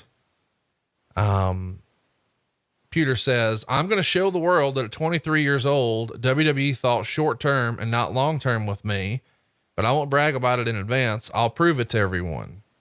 And in 2007, he pops up in Ring of Honor in December, and he's released because of budgetary cuts just a few weeks later in January of 2008. He pops up again in 2010, this time in June in New Japan.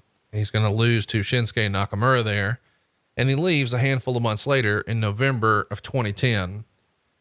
Even though he wasn't in a featured spot on American wrestling television for very long, he's got a lot to say about a lot of guys, though. We've heard what he said about Kurt Angle and Bob Holly, and he's even been critical of Big Show, saying he slammed me into a locker plenty of times. I didn't know it was coming. It was the first time when we walked into the guy's locker room They set it up for the guys to be in there, and Big Show looked at me and says, "You bowing up? You bowing up, boy?" And I was like, I just stand with good posture. He comes over and launches me over to a locker and then takes my head and tosses me out of the room. What do you remember about these? This is all, I would say, standard fare in a lot of professional locker rooms, not just with wrestling, but football, baseball. I mean, this is just what guys do, but Puder takes it to heart. Your response? I think that, maybe he hadn't been in a lot of those environments at that time. And that, as you said, that was the locker room, man. That was the atmosphere. So maybe he hadn't been in a lot of those atmospheres. Maybe he hadn't, I don't know. He just wasn't, in my opinion, he wasn't made for the business. Bob Holly says at the end of the day, he's going to go out of this world when he dies for being a loser and an idiot. You try to write a book and put people down for the money. It's pretty sad, pretty low. On Bill DeMott, he says, one day I did a move wrong and stood up. He came over and grabbed my pinky and bent it backwards. So I said, well, are you going to break it, or are you going to actually let me do the move right and teach me? And he also says that DeMott would say things like, if you don't come out and drink with us, I'm going to kick your ass. I think when DeMott says that, he's kidding around, but he clearly, I don't know.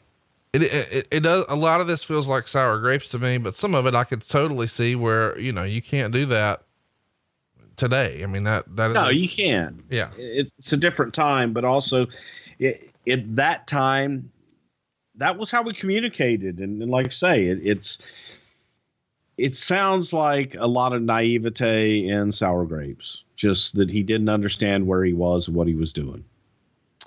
He does go on to have an 8-0 record in MMA. He fought a few times in Strikeforce, but never in the UFC. And after leaving professional wrestling, he started a variety of little businesses. Puder Strength Training, which is a nonprofit organization. He's done a lot of good for a lot of people with Toys for Tots and After School All Stars and volunteering at some hospitals. And he did a My Life, My Power Institute, where he would work with police departments and schools and the youth to sort of counteract some of the bullying that was going on there. And all this time later, he still thinks there's maybe money in wrestling Kurt Angle. He loves the idea of pitching a match to wrestle Kurt Angle, but I think when he pitched it to Kurt told him to go fuck himself. So I don't know that we'll see that happening. Let's do some questions here. We posted it on social media and said, hey, do you guys have any Daniel Puder questions? Here we go. Mark wants to know, how excited was Bob Holly to just beat the hell out of him at the Royal Rumble? I don't know that he was excited about it. I think it was just the right thing to do at the right time. Kevin wants to know, did anyone backstage expect him to succeed? He had as much charisma as a piece of wood. In the beginning, I think that there were people that hoped he would succeed. We definitely hoped that he would succeed after investing all that TV time in him. But once we got into it, realized there wasn't a lot of hope. Zachary wants to know, was Heyman pushing to do something with him in OVW? It did seem like there was a little something when he was there and then he was gone. It was short-lived in OVW, and I don't know if Paul was pushing him or not. By that point, I think we had pretty much given up on him. Jake wants to know, how well do you think Puder would do in today's WWE? I don't think he would do well at all in today's WWE. At all. Brad wants to know, was Daniel Puder one of the biggest disappointments in the history of the WWE? I would say he was probably one of the biggest disappointments in the history of the Tough Enough, but the whole WWE covers an awful lot of turf, so I'll give him Tough Enough.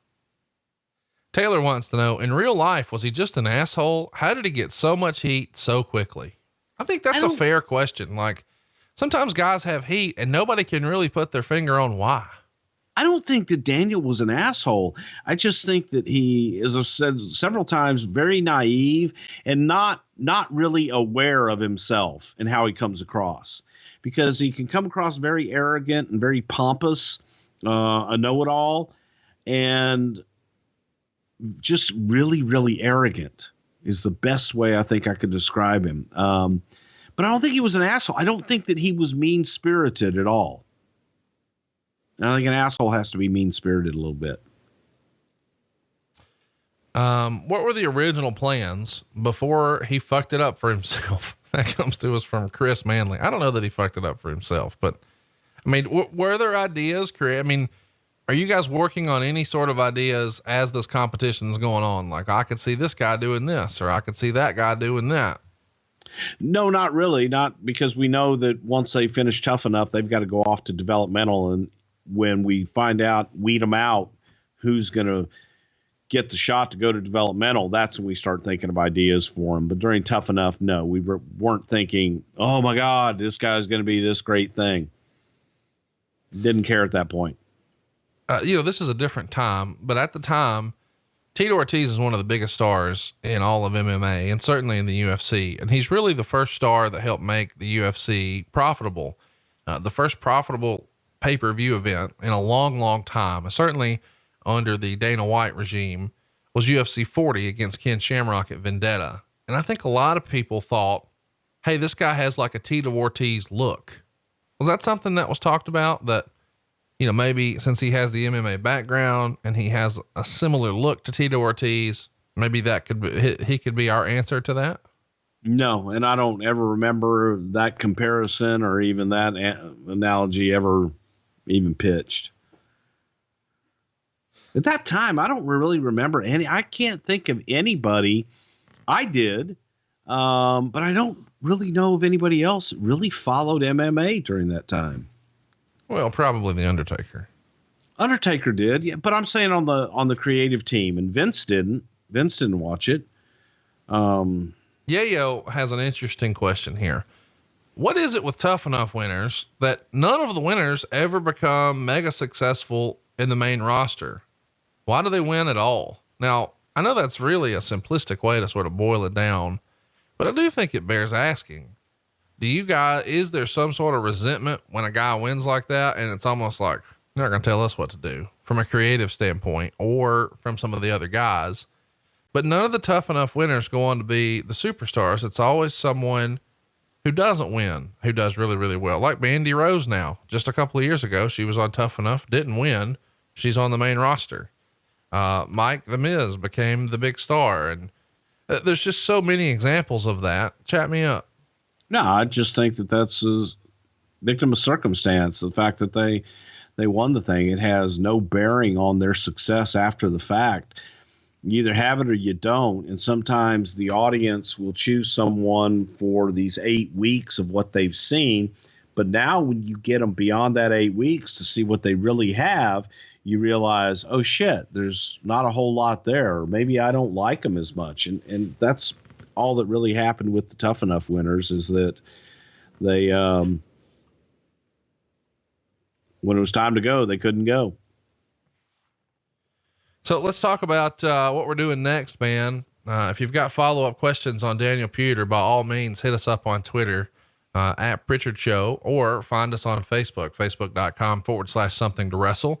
But now we're going to shift gears, about an hour and a half into the show, and we're going to talk about the hardcore title. This is the first time we've done something like this, but Bruce, you getting your second win? You ready? Let's get into it. Let's do it. I am ready. The hardcore title made its debut on the November 2nd, 1998 edition of Monday Night Raw. So 20 years ago today, Bruce.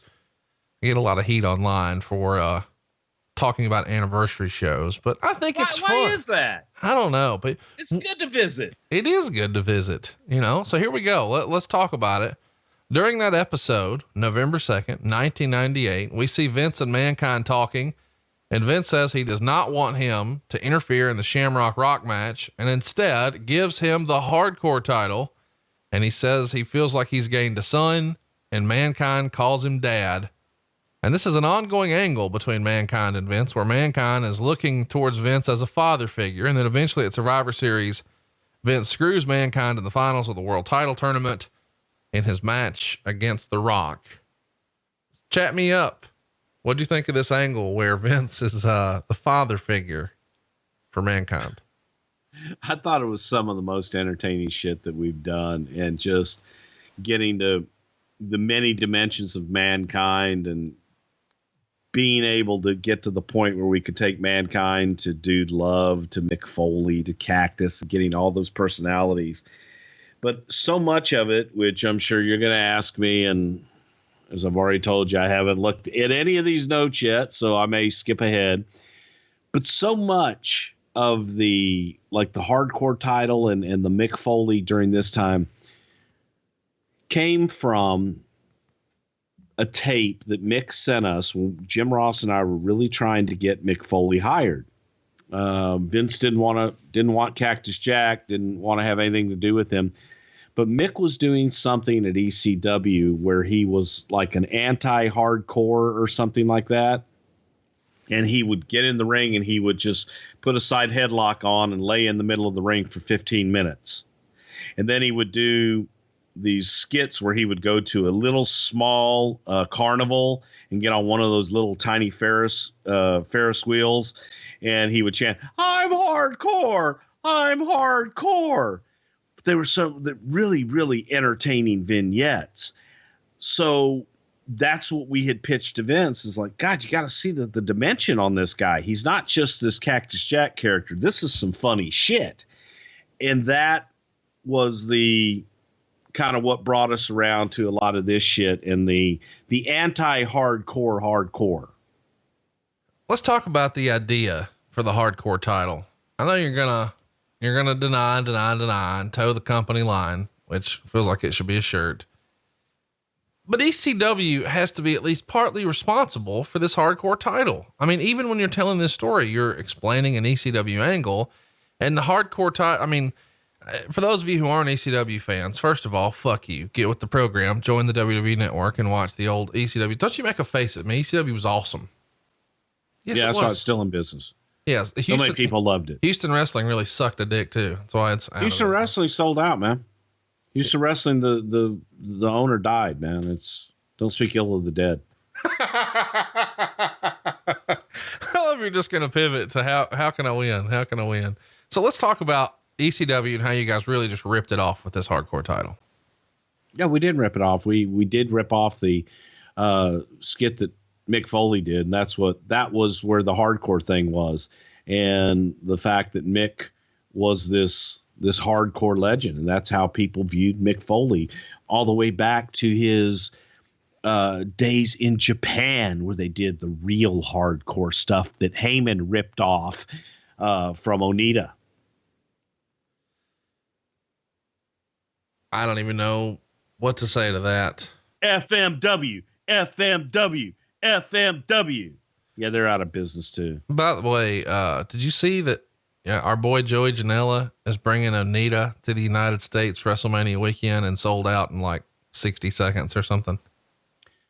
Good for him. Good for him. Chat me up. Let's talk about all the new titles that you guys are introducing. 97, 98. There's like 3 new ones. The European title, which is, of course, won by the British Bulldog. Duh. Because he's European. Sure. The lightweight title, which was first won by your boy, Taka Michinoku. And now the hardcore title, which is essentially just given to Mankind. And when talking about all these new titles, then writer Vince Russo says it kind of happened organically. We didn't just sit there and say, in June, we're bringing in this title. Come November, we're going to break in that title. It just happened organically. I still believe that a title should be a means of getting someone over. I still believe if done correctly, titles could be very, very valuable, but I don't think they use them well in WWE. I don't think the titles mean much today. Once the titles were in play, we would just write for those performers like we would for anybody else. I think that's kind of interesting that Russo is sort of saying that titles could mean a lot, but they don't now. But under his booking, boy, those titles were just flip-flopping a lot, were they not? Yeah, well, if you listen to what he said, he says it happened organically. So there was no planning for them. They just made titles and then decided what to do with them after the fact. Yeah. So that, to me, that was the negative to me. There was so many fucking titles, so much flip flopping and flying that you you needed a book to keep track of everybody. And I hated all the titles, and I hated the flipping championships all the time as well. I thought it sucked. So you fucking hated the hardcore title. Let's just call it like it is. I didn't like the hardcore title. Nope. Didn't like it. Didn't like the hardcore title. I didn't like the European title. Both of those. I did like the light heavyweight title. Cause it's fucking Taka Michinoku and he's your boy. I like Taka. What's wrong with Taka? I love Taka. I just feel. Don't you goddamn disparage a good goddamn name, Tako Michinoku, and his goddamn whole Michinoku crew of Dick to Go, Men's Teho, and Funaki, and Chaki Yamaguchi. You just called him Taco. Michinoku. You know, that's what's amazing to me is I feel like if I was to really put a gun in your head and say, you know, tell me your favorite wrestlers, it would be like Terry Funk, Dory Funk, Taka Michinoku. You know what? You got the first two right. Yeah, I know you pretty well, but is it fair to say that Taka Michinoku was top 5 for you? Oh yeah, definitely. Definitely top 5. Top 5. That's not racist at all. It's not. Hey, no, fuck you, man. I love fucking Taka and Funaki, man. They were one of my favorite tag teams, and they are definitely in the top 5 tag teams of all time. Hang on. So Funaki is in the top 5. Number 1 announcer. Indeed. Thank you. Chat me up about the hardcore title. When do you remember this first being brought up? Whose idea was it? Was it supposed to just be a gag gift and a prop for this skit? I mean, it does feel like don't interfere and I'll give you this. And that's maybe all it's supposed to be, but then it becomes a fucking thing. Yes. And it was Vince Russo's idea as far as I know, but as far as I know, they didn't have any plan for it. It was a one-time deal that Mick continued to use as a prop. I've got a hardcore championship, Mr. McMahon. So it worked. Let's talk about the actual design of the belt. I think a lot of people believe the rumor and innuendo that this is the world title that Mr. Perfect smashed up one day on a Saturday night's main event. Famously, he stole the title belt from Hulk Hogan when Hulk Hogan was wrestling the Genius. And then he took a hammer to what we call as a belt mark, the Winged Eagle belt, the belt that's probably most synonymous with Shawn Michaels and Bret Hart and the Ultimate Warrior, Macho Man, whatever. Well, Perfect smashes it up with a belt. And I think a lot of people believe this is the same belt. That is in fact not the case. Mel Phillips wound up with that belt and sold it to a private collector in bags, like Ziploc bags full of the pieces. And the belt that you guys have here is a different Reggie Parks world title that you smashed up and put duct tape on. Whose idea was it to use that belt? And then who actually designed it and smashed it up and put the tape on it? I think Richie Posner is the one who actually smashed it and gimmicked it all up. But I'm pretty sure that was another, Vince Russo idea during his time with Vince McMahon as the head writer, that they came up with this and use that. And for the longest time, frankly, I thought it was the old Perfect belt, but it was a Richie Posner creation. Meltzer would write in the newsletter, about a week ago when the WWF was in Greensboro, a fan gave Mick Foley a handmade world hardcore champion belt. So maybe that's where this idea came from. Do you remember it being a Foley idea, or was this something that was suggested by somebody else on the team? I remember this being kind of that genesis of the I'm hardcore stuff in that video that we had used with Mick, and people always talking about Mick being a hardcore legend. So that was something that was in Mick's DNA and that Russo liked. And it might've been, for all I know, might've been Mick's idea, because Mick always did push that hardcore shit. So the first ever hardcore title match happened the next week on Raw when Mankind would defeat Ken Shamrock after the Big Boss Man interfered, and now Mankind retains here as a result. The following week, he gets a win over Shamrock and Boss Man in a triple threat match after the Job Squad interfere, where Al Snow would hit Boss Man with head and then Mankind would pin him. But then right after the Survivor Series where Vince McMahon would screw Mankind, now they're really going to pile on and get some sympathy here for Mankind. And Boss Man is going to beat Mankind for the title in a ladder match after The Rock interferes and costs Mankind the title. You know, on the heels of Vince McMahon screwing him to make The Rock champion. And now he's at least got the hardcore title, and then Rock screws him out of that. It's a pretty good storyline to get the Mankind Rock thing going, is it not? Absolutely. It's everything that you bestow upon Mankind, and now just take it away from him. And Mankind was that childlike character, so you felt sorry for him. 3 weeks later, Road Dogg would beat Boss Man to win the hardcore title, this time after Mankind interferes. This is all happening on Raw. Of course, Road Dogg had been a big part of the New Age Outlaws and DX for quite a while, and they had huge success. Why was he turned into a single star here, and why was Road Dogg a good fit for the hardcore title? I think they were just looking for something for him to do.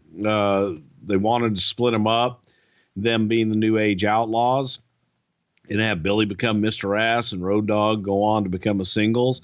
And from my recollection, I think it was Road Dogg's idea. Let me get in there and do the brawling shit in the hardcore division. On December 28th, Road Dogg would beat Mankind to retain the title. And after this loss, surprisingly, Mankind is never in an angle for the hardcore title again. He instead winds up getting the big main event push. He wins the world title and has a heck of a feud with The Rock, and he's done with this. So it does feel like it was originally supposed to just be a funny prop for one skit, but now all of a sudden the division moves on without him. So I guess in a weird way, Russo suggesting it was sort of organic makes sense. The January 18th edition of Raw, we see Dogg beat Gangrel, and there would be lots of table breaking and chair shots, but eventually Road Dogg would forfeit the title. In storyline, it's because of an injury, but in reality, I believe Road Dogg needed to go to rehab. What are your memories of that?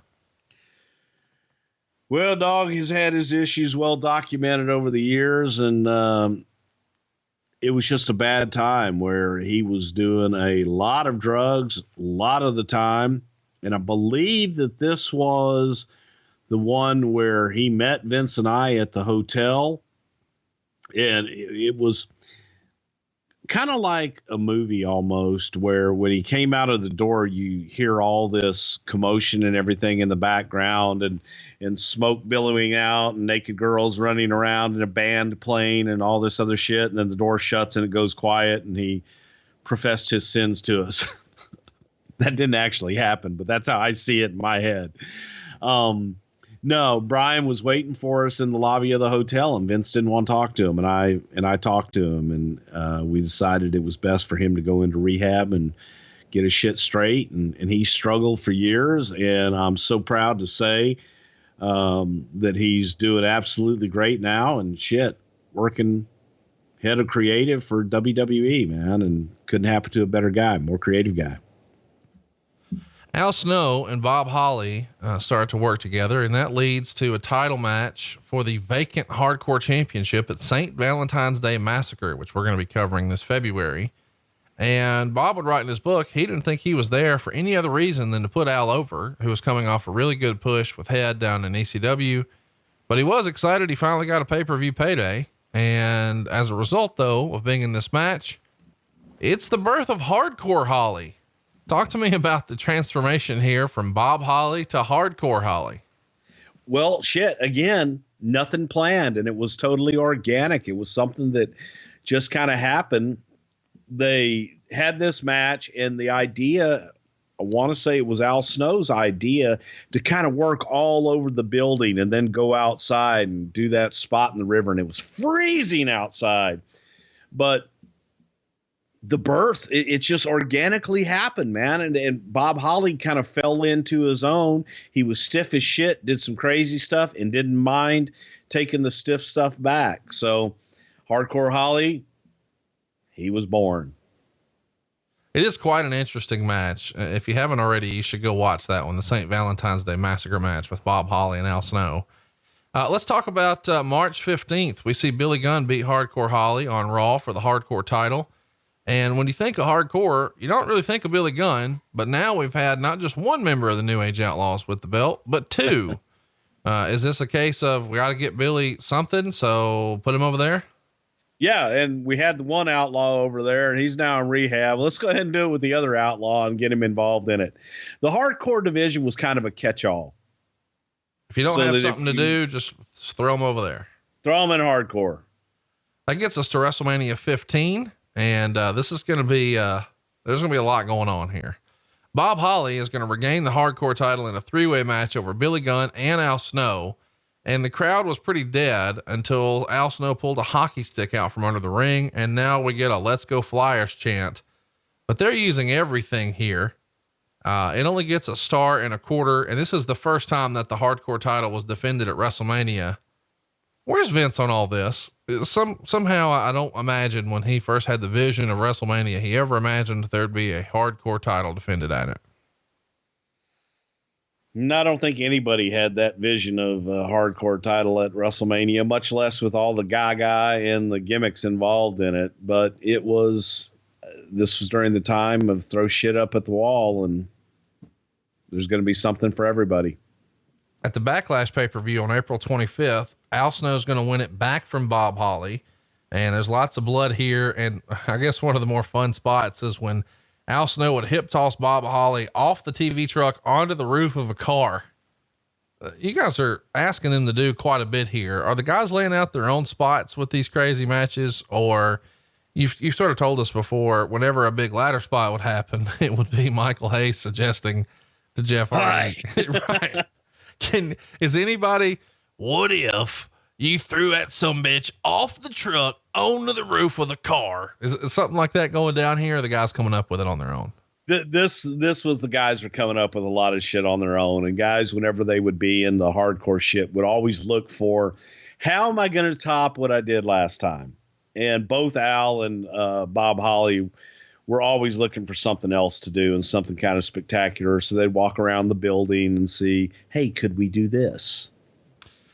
Is there, we hear a lot of times like John Cena has the same agent for his matches. Does that happen for the hardcore title? Is there one guy who's sort of the go-to agent for matches like that? During this time, I think it was Jerry Briscoe had a lot of them during this time. Oh yeah. Cause when I think hardcore, I think Jerry Briscoe. I think Jerry did a damn good job doing these matches. I'm not arguing. I'm just saying he's clearly the right choice. Oh yeah, definitely. Because, back in Oklahoma, in Stillwater, Oklahoma, or Bow Legs or Double Crooked Arrow or whatever the fuck it is, Oklahoma, they always had them hardcore matches. Let's get to the Fully Loaded pay-per-view. It goes down on July 25th in Buffalo, New York. Big Boss Man is going to win the hardcore title from Al Snow. And these matches all sort of feel similar, do they not? There's just tons of weapons, but they're doing interesting spots here too, where there is just some fun. You've got coffee where Boss Man's really selling it big. And then Snow's going to hit Boss Man with a plant, not a fake fan, but a shrub. And Meltzer would write in the newsletter, next thing you know, they'll be hitting each other with cotton candy and selling it.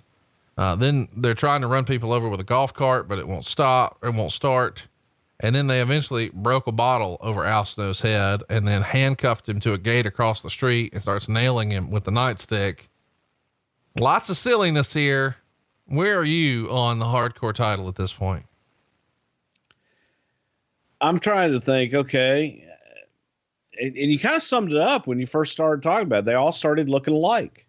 They all started becoming the same matches because it was all these bullshit weapons and everything. And to this day, I hate the fucking cheese grater. I hate the pots and pans under the ring and the stop sign. I hate all that shit. But that's what it's become. And that's what it had become. They all looked the same.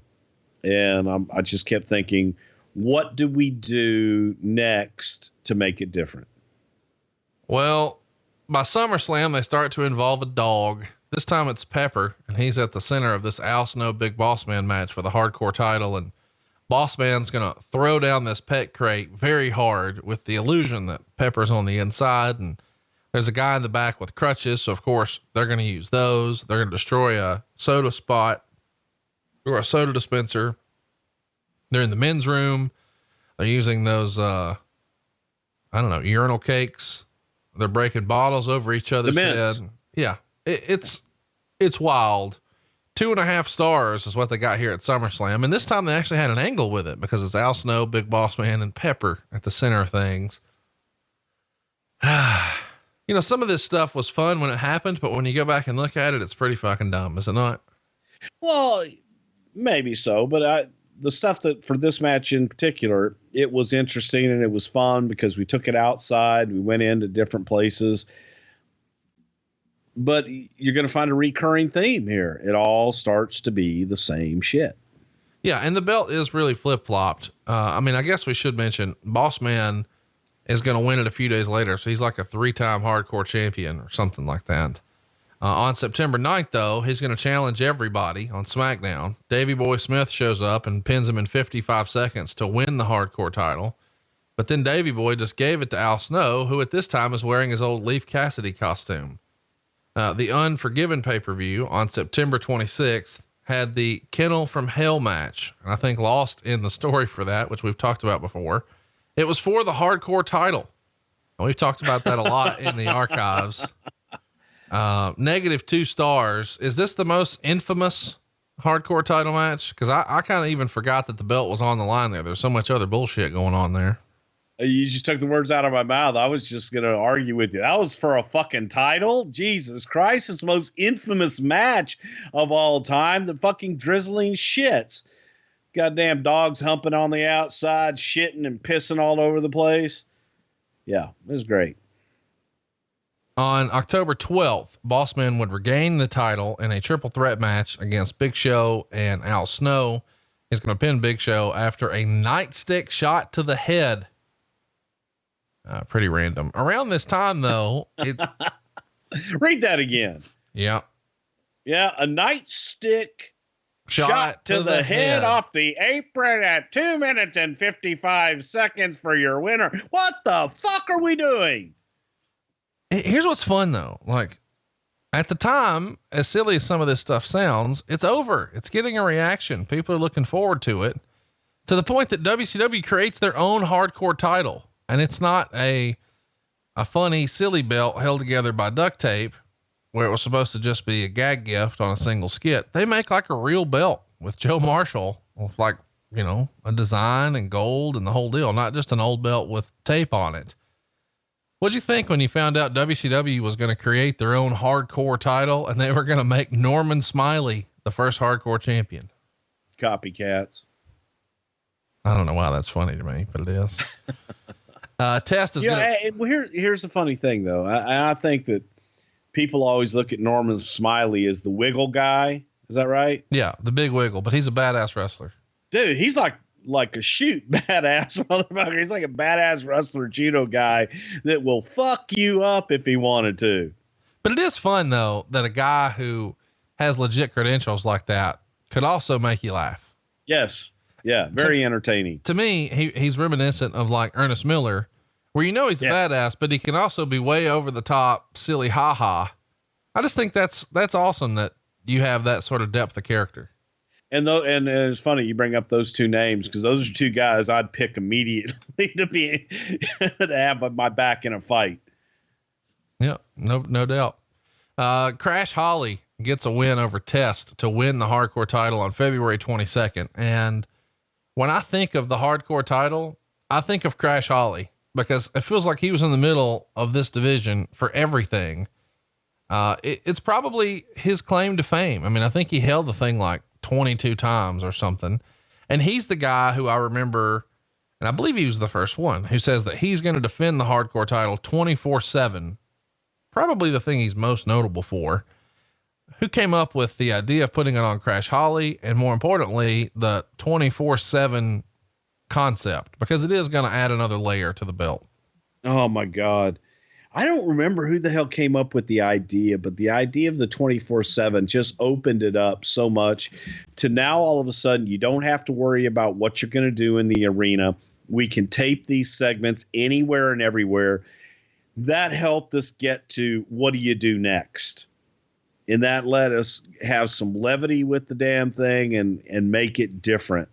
So now it got everybody thinking as to, oh my God, what if he falls asleep on the plane and somebody's on the plane and we grab him, pull him into the aisle with the referee and beat him 1, 2, 3, right as the plane lands, and jump off the plane and run through the airport. Just different shit like that everybody started throwing ideas out. So it added some life to the damn thing.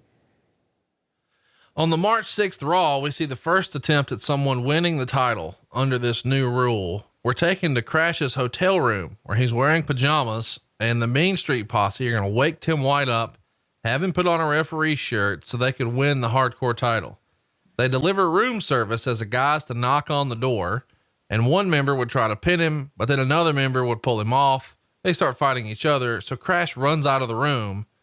And, this is maybe one of the more infamous or famous skits, because it did show this 24/7 rule as a new layer. What'd you think about this whole room service skit? And then they're undecided on who's going to get the pin, because everybody wants the belt. Exactly. And that was the beauty of it all. When you get the guys in there, it's like, well, wait a minute.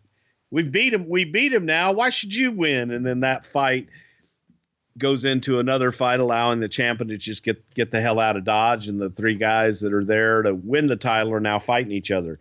So there was a lot of that, and it opened the door. Those were a lot of fun. And these were times where you would get to a location, which hopefully we're going to talk about it in the kids zone thing, wherever the hell we were. And just start laughing at some of the different things that you could do with it. And I even pitched one time doing a kid in the middle of one of those kid zone deals, winning the title for a minute. Why not? Fuck. Oh my God. You know, that's funny, because I do feel like if Vince Russo had that idea, people would shit on it, but if anybody else did it, maybe not.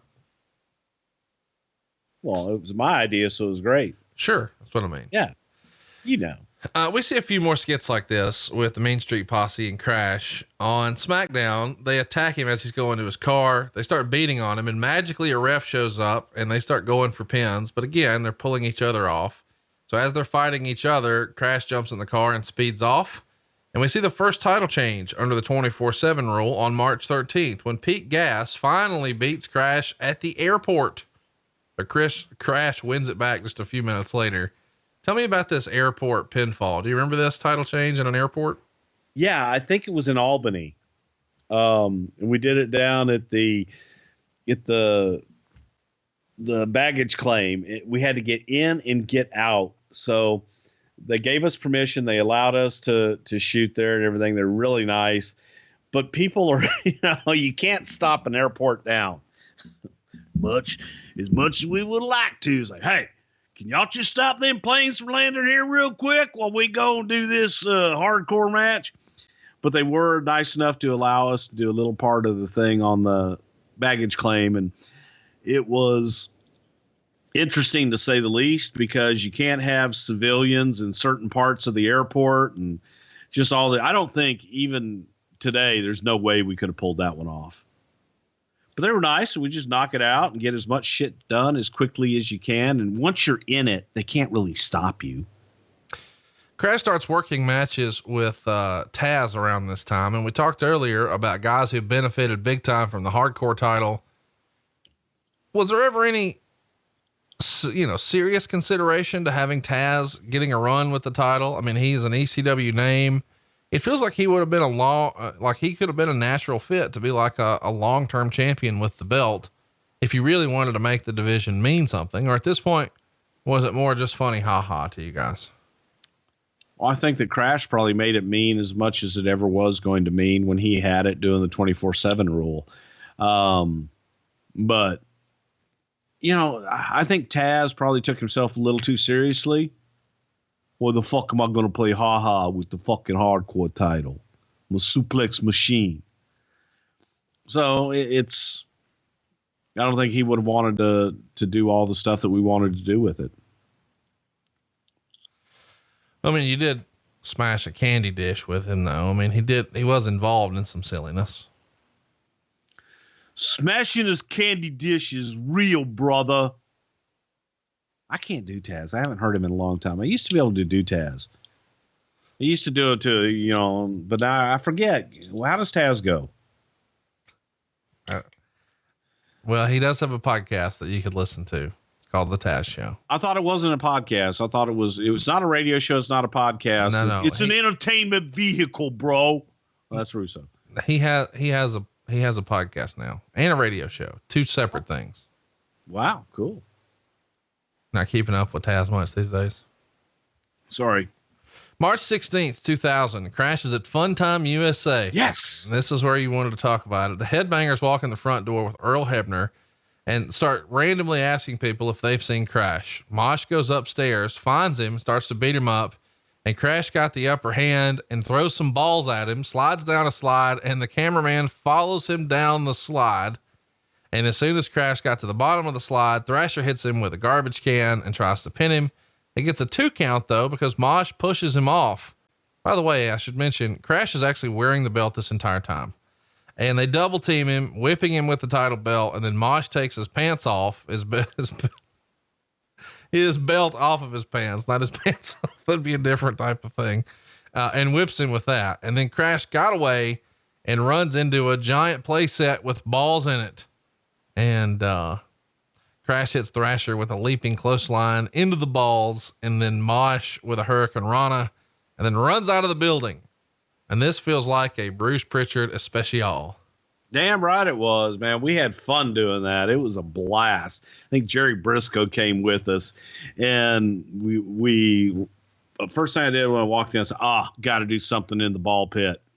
And it was just, and I forget who my cameraman was. I don't know if it was Howie, Bubba, or Luis, but it was the cameraman who actually came up with the idea to, hey, what if I follow him and I go down the slide with him? Tremendous. So it was just a collaborative effort of shit and gaga all put together to make this one scene. And I always like to do things seamlessly. So I always want it to be one continuous shot. And the challenge of getting there with all of these different places to go and have fun. But that was my favorite one, going into the little fun zone and the kids looking around like, Mama, what are all these adults doing in here? It looks like they're fighting, but it was good shit. They had a swing gimmick too. And I don't think we got to use the swing gimmick because they said we were too heavy and they were afraid of the weight. But we had a swing gimmick that we wanted to come across and like go for a pin and then swing down and kick the other guy off. And we couldn't do that, but dude, coming down the slide, the cameraman coming down the slide, great touch. That was the cameraman's idea. Let's get to WrestleMania 16. This is the match maybe that's most famous with the hardcore title. We see the hardcore title defended in a 13-man, 15-minute, I guess it's like a free for all. And the title ends up changing hands 10 times during this single match. Taz, Viscera, Funaki, Rodney, Joey Abs, Thrasher, Pete Gas, Taz again, Crash, Hardcore Holly. They all flip-flop the title. Hardcore Holly walks out victorious at the end. He's the last champion. Whose idea was it to flip-flop the belt here so many times? Well, the idea was have a lot of title changes. I mean, that was it. It was, if you're going to have the match, a lot of times you only see one winner. And this was with just so many guys, a hodgepodge. Let's give them a lot of different title changes all throughout the match. And whoever is the champion, it's like hot potato, man. That's the new guy to beat. So it's just a different idea to try and get out there and have some fun with it. The finish is royally fucked up.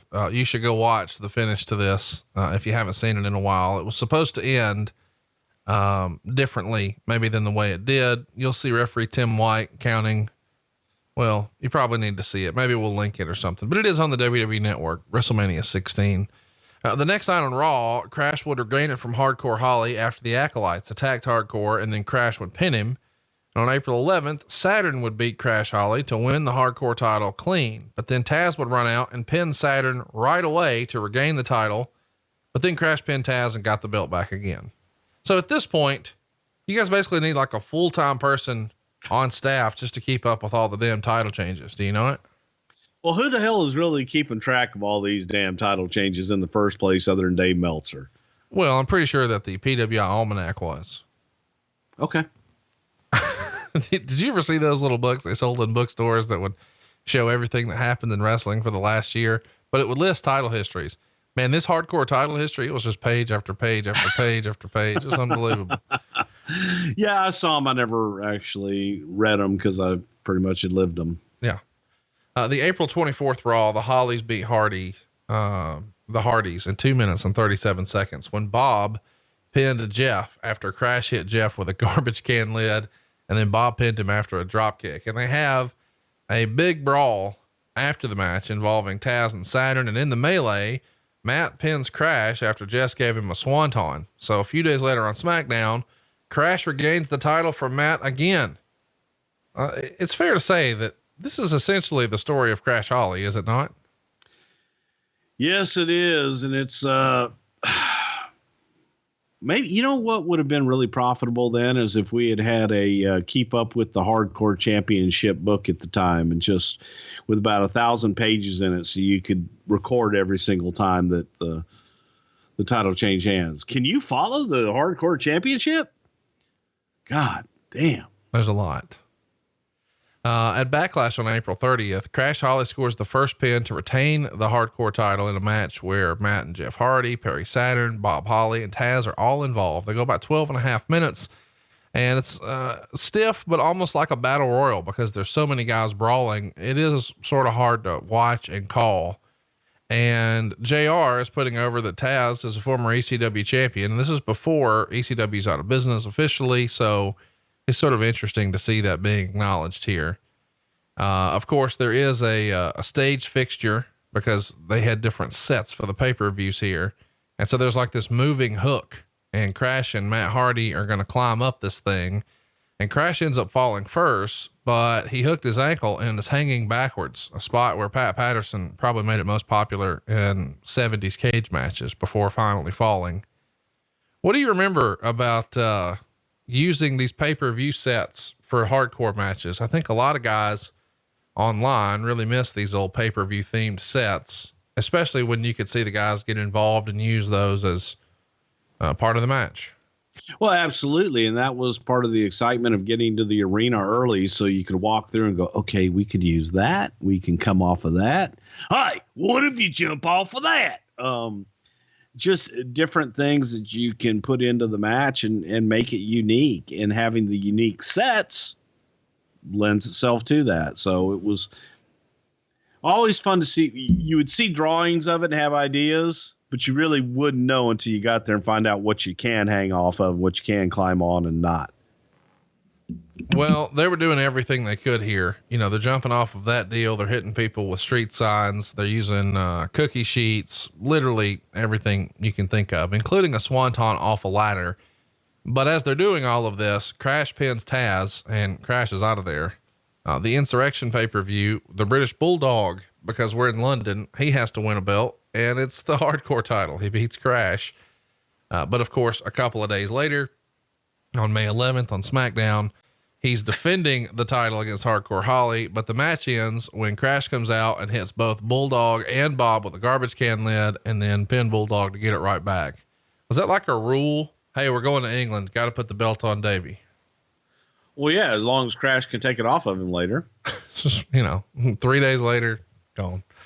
The hardcore title would be up again on May 15th with Godfather taking on Crash, and one of the hoes, which I believe is Bobcat from Maryland. She'd been working in Memphis a little bit around this era, pins Crash to win the title for a few seconds, but then he rolls her up, pulling up her dress so you get the good panty shot, and regains the title. Is this the first time you had a hardcore hoe champion? It was, but I don't think it would be the last. Yeah. Were there other hardcore hoes sort of behind the scenes? Well, you know.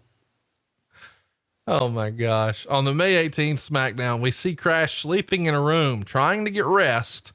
But because of the 24/7 rule, Gerald Briscoe and a referee tiptoe into the room and the ref counts 3 on Crash. So now Briscoe is the hardcore champion, but they make noise leaving the room and Crash wakes up and it winds up in the ring with Crash beating up Briscoe until Patterson comes out.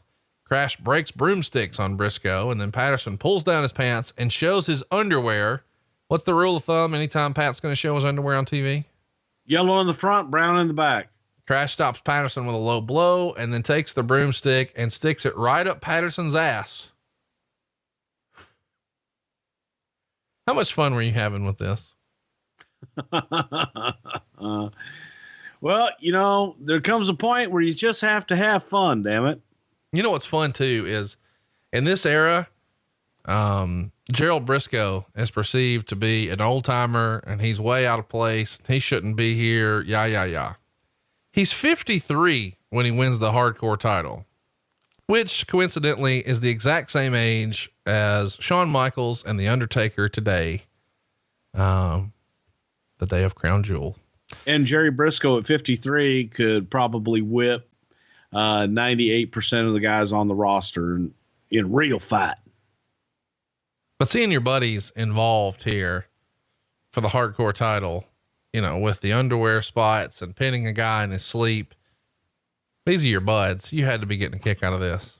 Oh God, we had a blast with it because we just, the Stooges were fun to work with and they were always entertaining. So we just try and think of different predicaments to stick them in.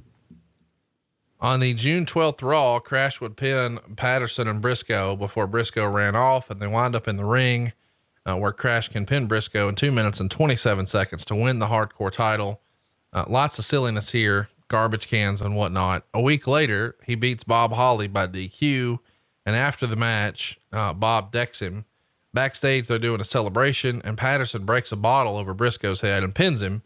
So at 59 years old, Pat Patterson is the hardcore champion. And that gets us to the June 25th King of the Ring, where Crash would regain the hardcore title by interfering in the evening gown match between Gerald Briscoe and Pat Patterson. I wish I was making this up.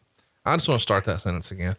Crash regains the hardcore title by interfering in the evening gown match between Gerald Briscoe and Pat Patterson in 2 minutes and 47 seconds. Patterson and Briscoe were dressed in dresses with women's underwear, lipstick, stuffed bras and wigs. And, yeah. Well, you know what the original suggestion for that match was?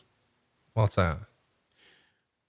And I will give credit to the person who came up with it. How about we have an evening gown match with Trish and Lita?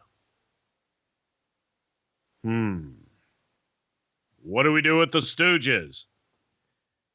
Well, I was talking about the Divas. We could have Trish and Lita in an evening gown match, give a little sex appeal, tear off the clothes and everything. Goes, God damn it, you're right. I love it. Patterson and Briscoe in drag in an evening gown match for the hardcore title. Dead silence.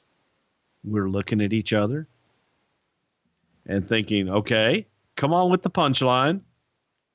And Vince just writes it down.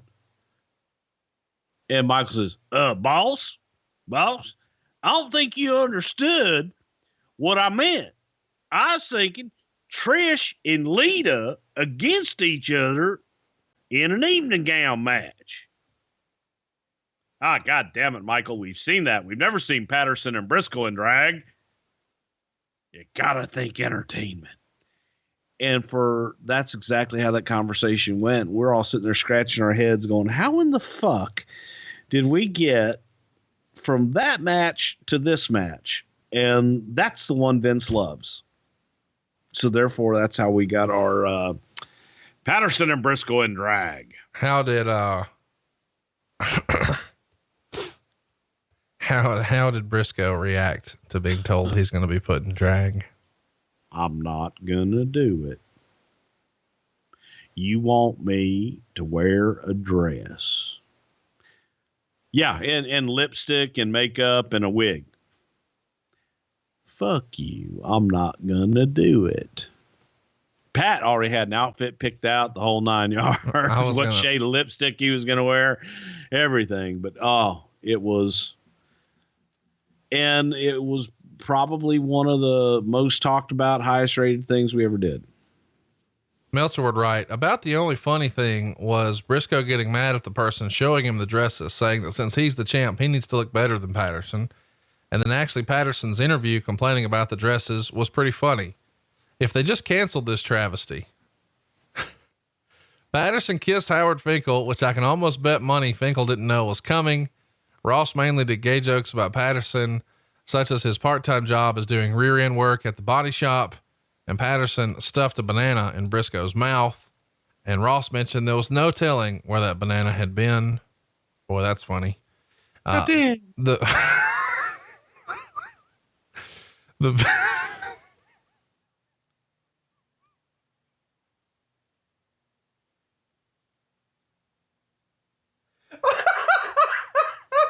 oh, you got me. The visual thought of on that one was about enough to give someone morning sickness, even if they weren't pregnant. Patterson then tried to shove a maxi pad in Briscoe's mouth, and Patterson's dress still had a tag on it. They were ripping at each other's dresses, making sure that everyone saw their women's underwear, and fans were booing this out of the building. I was swearing Russo had secretly jumped back and got his job back without an editor. Finally, Crash saved the day and hit Patterson with a garbage can to score the pin in the longest 187 seconds of recent wrestling history. Thankfully, all the old women in the front row at the Cow Palace who used to idolize Patterson are no longer watching wrestling. -3 stars. Oh, fuck him and his -3 stars. He was goddamn 10 stars all day long, twice on Sunday. Especially because it happened in the Cow Palace. How was Vince reacting to this, watching in the back? God damn, I love it. He loved it. Vince absolutely loved it. Everybody loved it. It was great once it got going, but it was, you take two of the all-time greatest workers in the business and stars, and a legitimate tough guy, Gerald Briscoe, and just Pat Patterson probably being the best worker ever, and put him in dresses on a hardcore title. On the June 27th Raw, Crash was wrestling Snow in a hardcore title match when Blackman came out and hit Crash with nunchucks and pinned him to win the world title. Blackman got in his truck, and then the Mean Street Posse attacked him, trying to get the belt, but he beat them all up.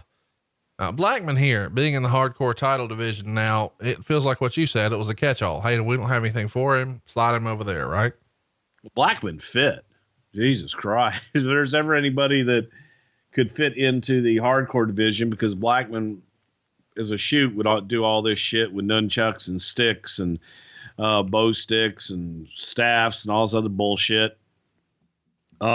He knew how to use it all, so he was logical. He was probably the most logical guy in the division. On the August 21st Raw, it was Blackman defending against Shane McMahon. Test, Albert, Edge, and Christian are all attacking and laying out Blackman. And finally, Shane comes in and scores the pin with a kendo stick to the head. And Foley then ruled that Shane would have to defend the title against Blackman at SummerSlam.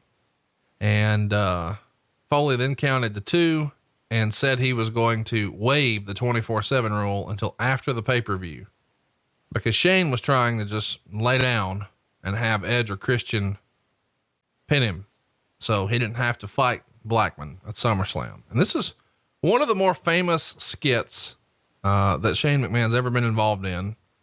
It's the match at SummerSlam on August 27th in Raleigh, North Carolina. They go 10 minutes and 8 seconds, but man, talk to me about the finish of this match. They're climbing up the Titantron. Blackman's going to hit him with a cane, and McMahon is going to fall backwards 30 something feet onto, I guess, a crash pad in a garbage bin. I don't know.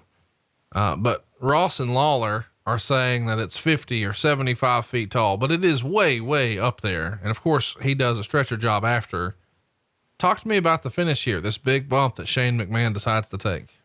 Shane was fascinated with taking the big bumps and was always looking for something spectacular to be that big aha, just holy shit moment. So he wanted to do it all the way off the top of the stage. And then when we got there and realized how high everything was, is where they did it. But that was a holy shit moment. And left to his own devices, Shane probably would have gone off the very top of the fucking stage. But he just was looking for that big pop, man. He was looking for that holy shit moment. And he got it. It was scary as fuck. No doubt about it. Quite the spectacular bump. People are still talking about it. I'm sure we'll cover that show sometime soon. The next time we see the Unforgiven or the hardcore title, it's at Unforgiven in September. Blackman's going to retain over Crash, Al, Test, Perry Saturn, and Sho Funaki. It's a similar deal to the WrestleMania match where everybody's, it's basically a battle royal of sorts. It gets a star and 3/4. And maybe the more interesting thing when you read the recap here is Test hitting Al Snow with an empty pizza box. And there's, of course, a fun spot for JR to yell about Trish Stratus and Terry Runnels getting head after Saturn is involved here with Al Snow's head. Trasher fryer. Maybe not the best moment in wrestling history. Can we agree? Yeah. And there are those kind of moments you just tend to like to forget. There is a fun skit here. I guess we should mention, Blackman's going to pin Kane in a hardcore title match on November 6th when Jericho hit the ring steps and Kane was holding them with a chair and he falls backwards and is pinned. About a month later on Raw, Raven beats Blackman to win the hardcore title. And it's after a triple threat match, which also included Hardcore Holly. But then as we get into January, they have a match on Raw where Al Snow beats Raven to win the title, and they wind up under the stage and the pyro goes off and both guys and the ref sell it big. And there's a fire extinguisher being used here. Then there is a catering food fight. And then there's a woman wearing a mask who interferes. And then Raven immediately pins Snow to regain and then is dragged to a getaway car. Chat me up here. What do you remember about this January 22nd Raw, the whole pyro spot, the food fight, the masked woman, a lot of stuff going on here. Well, the pyro spot was one that we kind of went off of Leon Vader, when he was under the stage and had to restart his heart when the pyro went off. So we kind of threw that one in there. I don't even remember who the woman was. Was that Tori? Yep. Yeah. And it was just a lot of gaga and a lot of shit to try and get everything going. And it was during this time, it was trying to come up with something for Raven. And that was challenging, and trying to do the hardcore thing was something we felt that would highlight his skills. So just more gaga, more bullshit, trying to get Raven in the mix. Let's talk a little bit about, the next time we see the hardcore title. It's at Greensboro and Columbia, both, in the Carolinas. And now K-Quick is known as R-Truth these days, but here K-Quick is beating Raven, and then Crash beats Quick, and then Raven beats Crash to regain the title. And the next day they do it all over again with the exact same results. On the February 6th SmackDown, Hardcore Holly would beat Raven. And this is happening pretty routinely here, but the Ninja Girl and Molly are involved here, and the Ninja hits Bob with a 2x4, and that allows Raven to regain the title. And they're doing lots of title switches on house shows, including one in Boston, where I believe the night before Hardcore Holly beat Raven and Raven won it right back, but they do the same thing again the next day.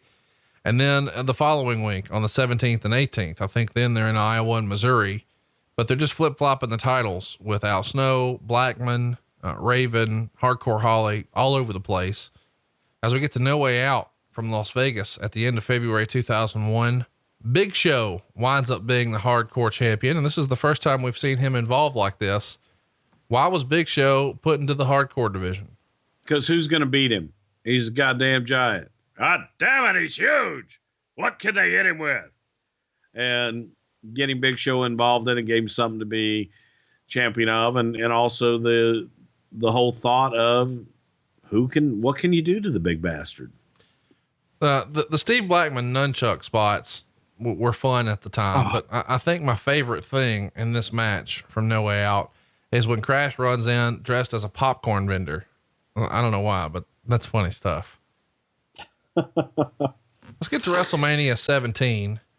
Glenn Jacobs, Kane, is going to win the hardcore title over Raven and Big Show.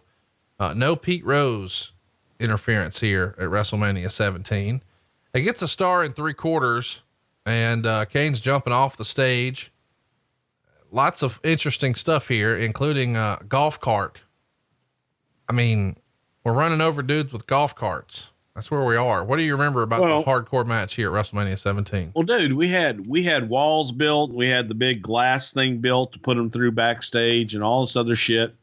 And I think it was Raven who was driving, but whoever the hell was driving the golf cart, like went off the curb and almost went off the ramp completely, which would have been really ugly. And it just, everything that we had set up for it, they found a way to kind of fuck it up. It just was a hodgepodge that didn't work the way that we had it laid out. And at the end of the day, it looked like a fucked up match, because it was a fucked up match. Oh man. I just got the funniest text ever. Can I share this with you? Sure you can. A friend of ours just texted me and says, "Hi friend. Does the Blue Chew work?" I'm not going to tell you who. Not him. I'll tell you that. No. Another friend? Yep. Do I get a hint? Not on the air, but you will fucking LOL. Okay. Hold it up for me so I can at least see it here. Just while we're doing this. Hey folks, pardon us while we just have a sidebar here while Conrad smartens me up to, oh, that is fucking awesome. Shh. I'm not going to say a word. All right. SmackDown on April 19th, Rhino would beat Kane to win the title. And let's get to Backlash. Rhino retains, and, man, they're doing Does it work? Yeah, of course it works. Okay, good. There's a shopping cart involved here filled with weapons. And I really like that Raven started using this shopping cart full of weapons. That's good stuff. You don't think? Yes, I love it. The match actually gets really good reviews. It gets 3.25 stars in the Observer. And you've got two former ECW world champions here battling it out, and Raven and Rhino. Why do you think this match was so good compared to some of the others? Because there's not 19 people. It's just the two dudes. They can tell a story. Absolutely. And plus they had chemistry with one another. Rhino is probably one of the most underrated workers out there. He can have a match with anybody. And why do you think that is? Why don't you think Rhino gets his just due? I don't know. I really don't know, because as a human being, you couldn't ask for a nicer, more reliable guy. And in the ring, he always delivered. That one dumbfounds me, because I've always been a big fan of his from the first time I ever met him. Well, he came in around WrestleMania 17 and he seemingly got a big push right away, but then it starts to fizzle. Do you think Vince McMahon lost confidence in him, or didn't like the look, didn't like his work? I mean, if you had to put your finger on something, why did the push stop?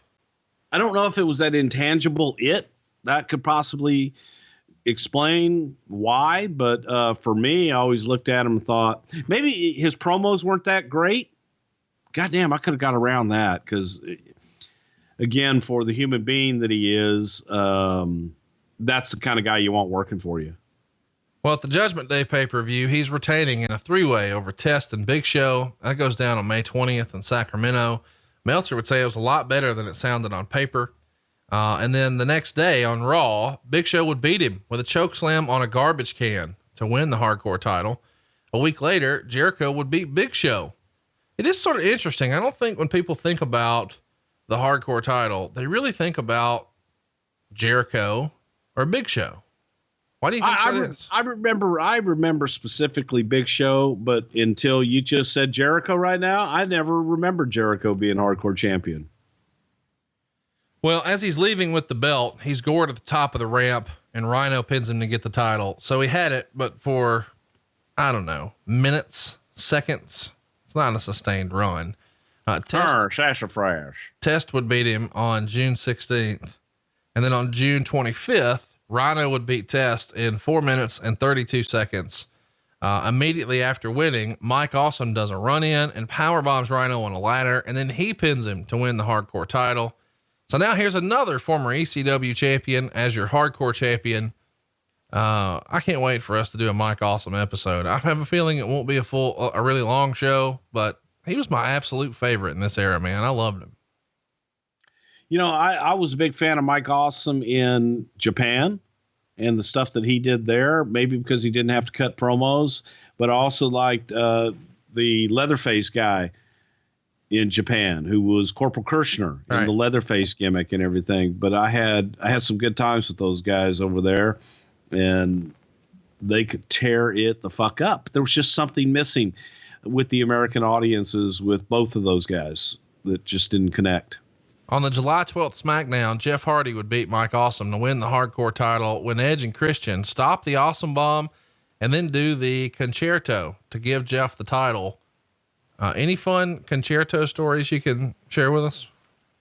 Oh God, you know, Ric Flair not wanting to do it, not being real fond of having the concerto done and thinking, oh, hey, it's easy. I told him, oh, it's easy. And then he found out son of a bitch hurt. But no, not off the top of my head. It's for the most part, I think that Edge and Christian had it down pat and never really heard anybody doing it. Jeff Hardy and Rob Van Dam have a match at Invasion that I think people still talk about. It's a 4-star match. We've covered this match before, and this is the match that probably got Vince McMahon's attention for Rob Van Dam. It goes down on July 22nd in Cleveland, Ohio, and it is for the hardcore title. Probably my favorite match for the hardcore title. Wouldn't you think?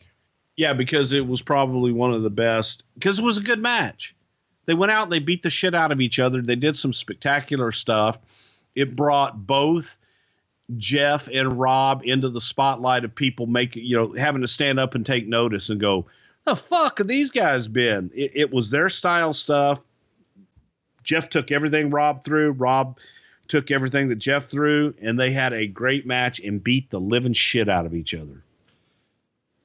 Rob felt like this hardcore title match, the way these rules were, it was essentially an ECW match. So he got to have a long match and do the type of stuff he would normally like to do. I mean, it was a 12-minute match, and it's not a Raw TV, you've got 3 minutes match. And because it's hardcore, he can use some weapons and do the stuff he did in ECW. And as a result, he felt like this was one of his better matches, and that the hardcore title was an underrated title because it allowed him to use some creativity and think outside of the box. And while other people have made the hardcore title their run a bit of a funny haha, he really liked it and thought he could make it mean something. He had a couple of successful defenses against Matt Hardy, and then he would defend it against hardcore Holly, Test, Edge, Kane, Jeff Hardy, all over the place. He even gets to work a hardcore title match with Kurt Angle, which is, again, not a name a lot of people would associate with it.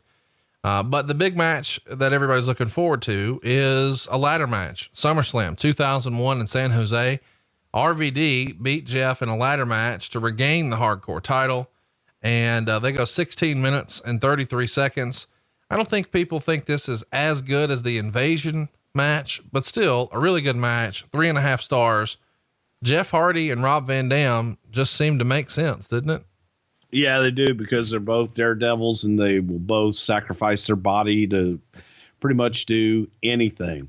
And if there's high shit to fall off of and jump off of, both of them will do it. Do.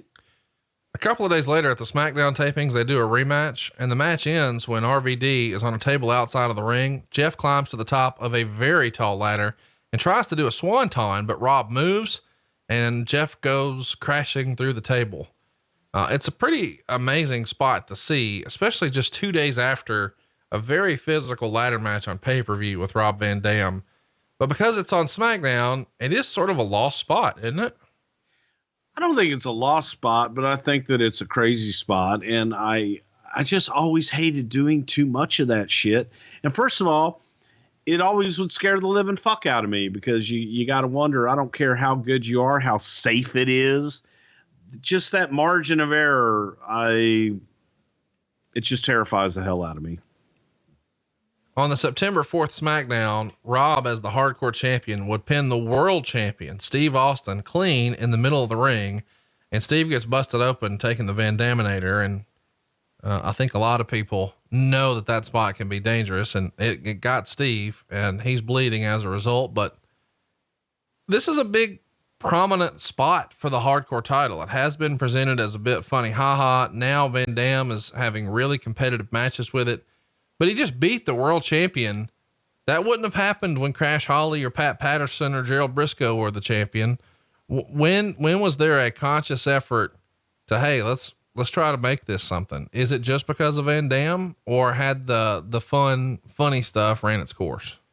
No, it was all because of Van Dam. It had nothing to do really with the title.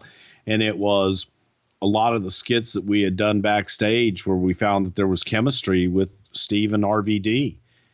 So the people, every time they would get together, you would hear this buzz and people would listen to what they say, and they popped on their interaction. So it was natural. The fact that he was hardcore title was secondary. He has an opportunity to work Kurt Angle on the September 10th Raw, and he winds up tapping out to the ankle lock at the top of the ramp. But after the match, Austin throws them both off the stage, but that allows RVD to pin Angle to regain the title using that 24/7 rule. So that's in effect. So even though he lost it, he wins it right back. But Van Dam is still brushing up against the big stars, man. Kurt Angle and Steve Austin. Let's get to the Unforgiven show. September 23rd in Pittsburgh, RVD would beat Jericho in a hardcore match to retain the hardcore title. And the next night on Raw, he challenged The Rock for the WCW world title. And it's the first singles match ever between Rock and RVD. And of course, Rock wins. And I think this might even be the first time that Rob has a world title match in the WWF. He's wrestled the champion before, but I think they were non-title. So it's a big deal that you guys are even putting him in this spot at the time. A few days later on SmackDown, RVD again retains over Jericho with the hardcore title.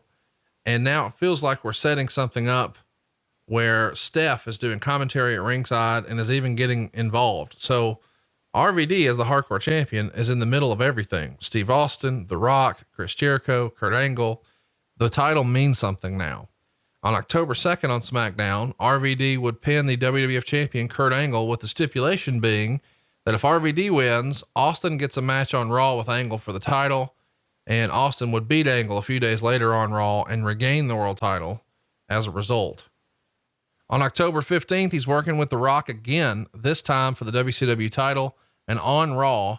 He's going to win by DQ though, when Stephanie gets involved. And this sets up the No Mercy pay-per-view 6 days later in St. Louis, where RVD is going to headline his first pay-per-view in the company. And it's a triple threat against Steve Austin and Kurt Angle. Austin wins after hitting RVD with the stunner. But I'm mentioning this because this entire run, RVD's the hardcore champion. This is a serious paradigm shift. Now the hardcore title is in the main event. Well, no, the hardcore champion was in the main event. And I think during this time, it was Rob being elevated as a talent, as a superstar, but it wasn't, very few of those matches, anything had to do with the hardcore championship. And it was more the dynamic with Kurt and with Steve. I'm just saying, sometimes you say on the show, the belt makes the guy or the guy makes the belt. RVD's making the belt here, is he not? Wholeheartedly. I just think it's pretty cool that this was, a funny a few months prior. And now, it's on a top guy, 'cause that's certainly what you're positioning here.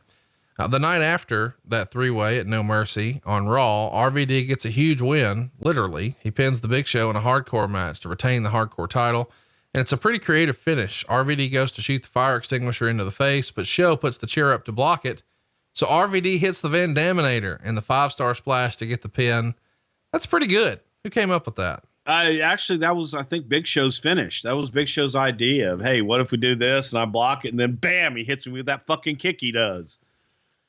That's good stuff. RVD pins The Rock on SmackDown on the 23rd.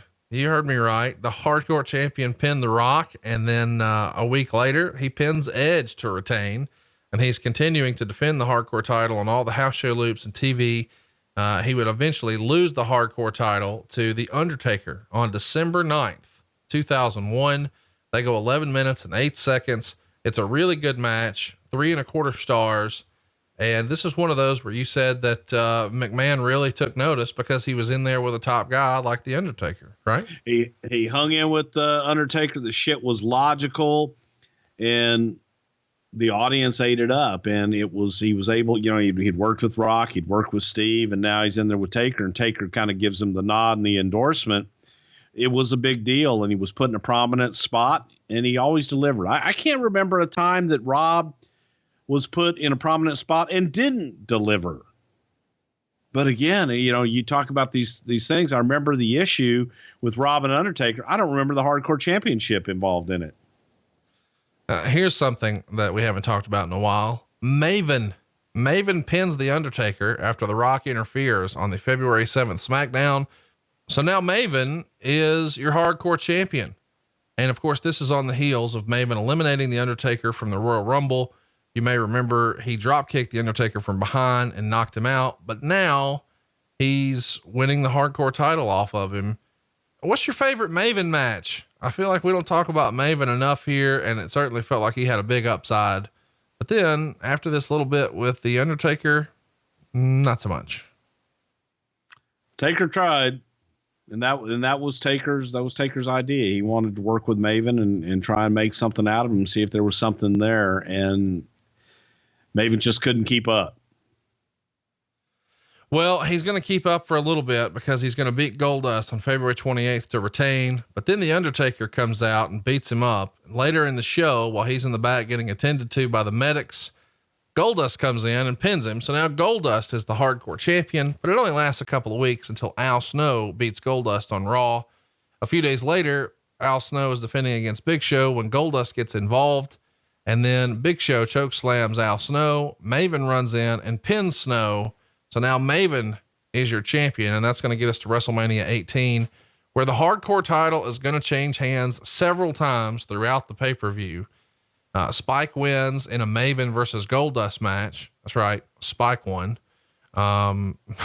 This is hard to keep up with. After the match, Crash Holly of all people is going to run in and chase Spike off through the crowd. And, then Hurricane pins Spike to win the hardcore title, but then Molly Holly, who at this time is Mighty Molly, pins Hurricane. So now she's the hardcore champion. Molly got that win by hitting him over the head with a frying pan. Then Christian is going to pin Molly to win the hardcore title after he hit her with a door.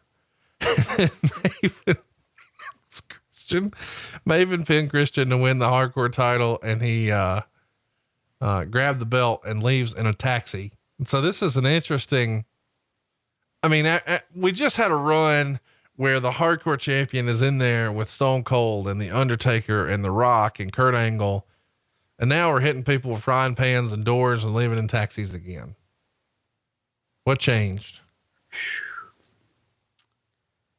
Yeah. Well, remember what I said? It was more about the guy than it was the championship. And then when the championship leaves the guy, the championship then becomes what people really thought of it.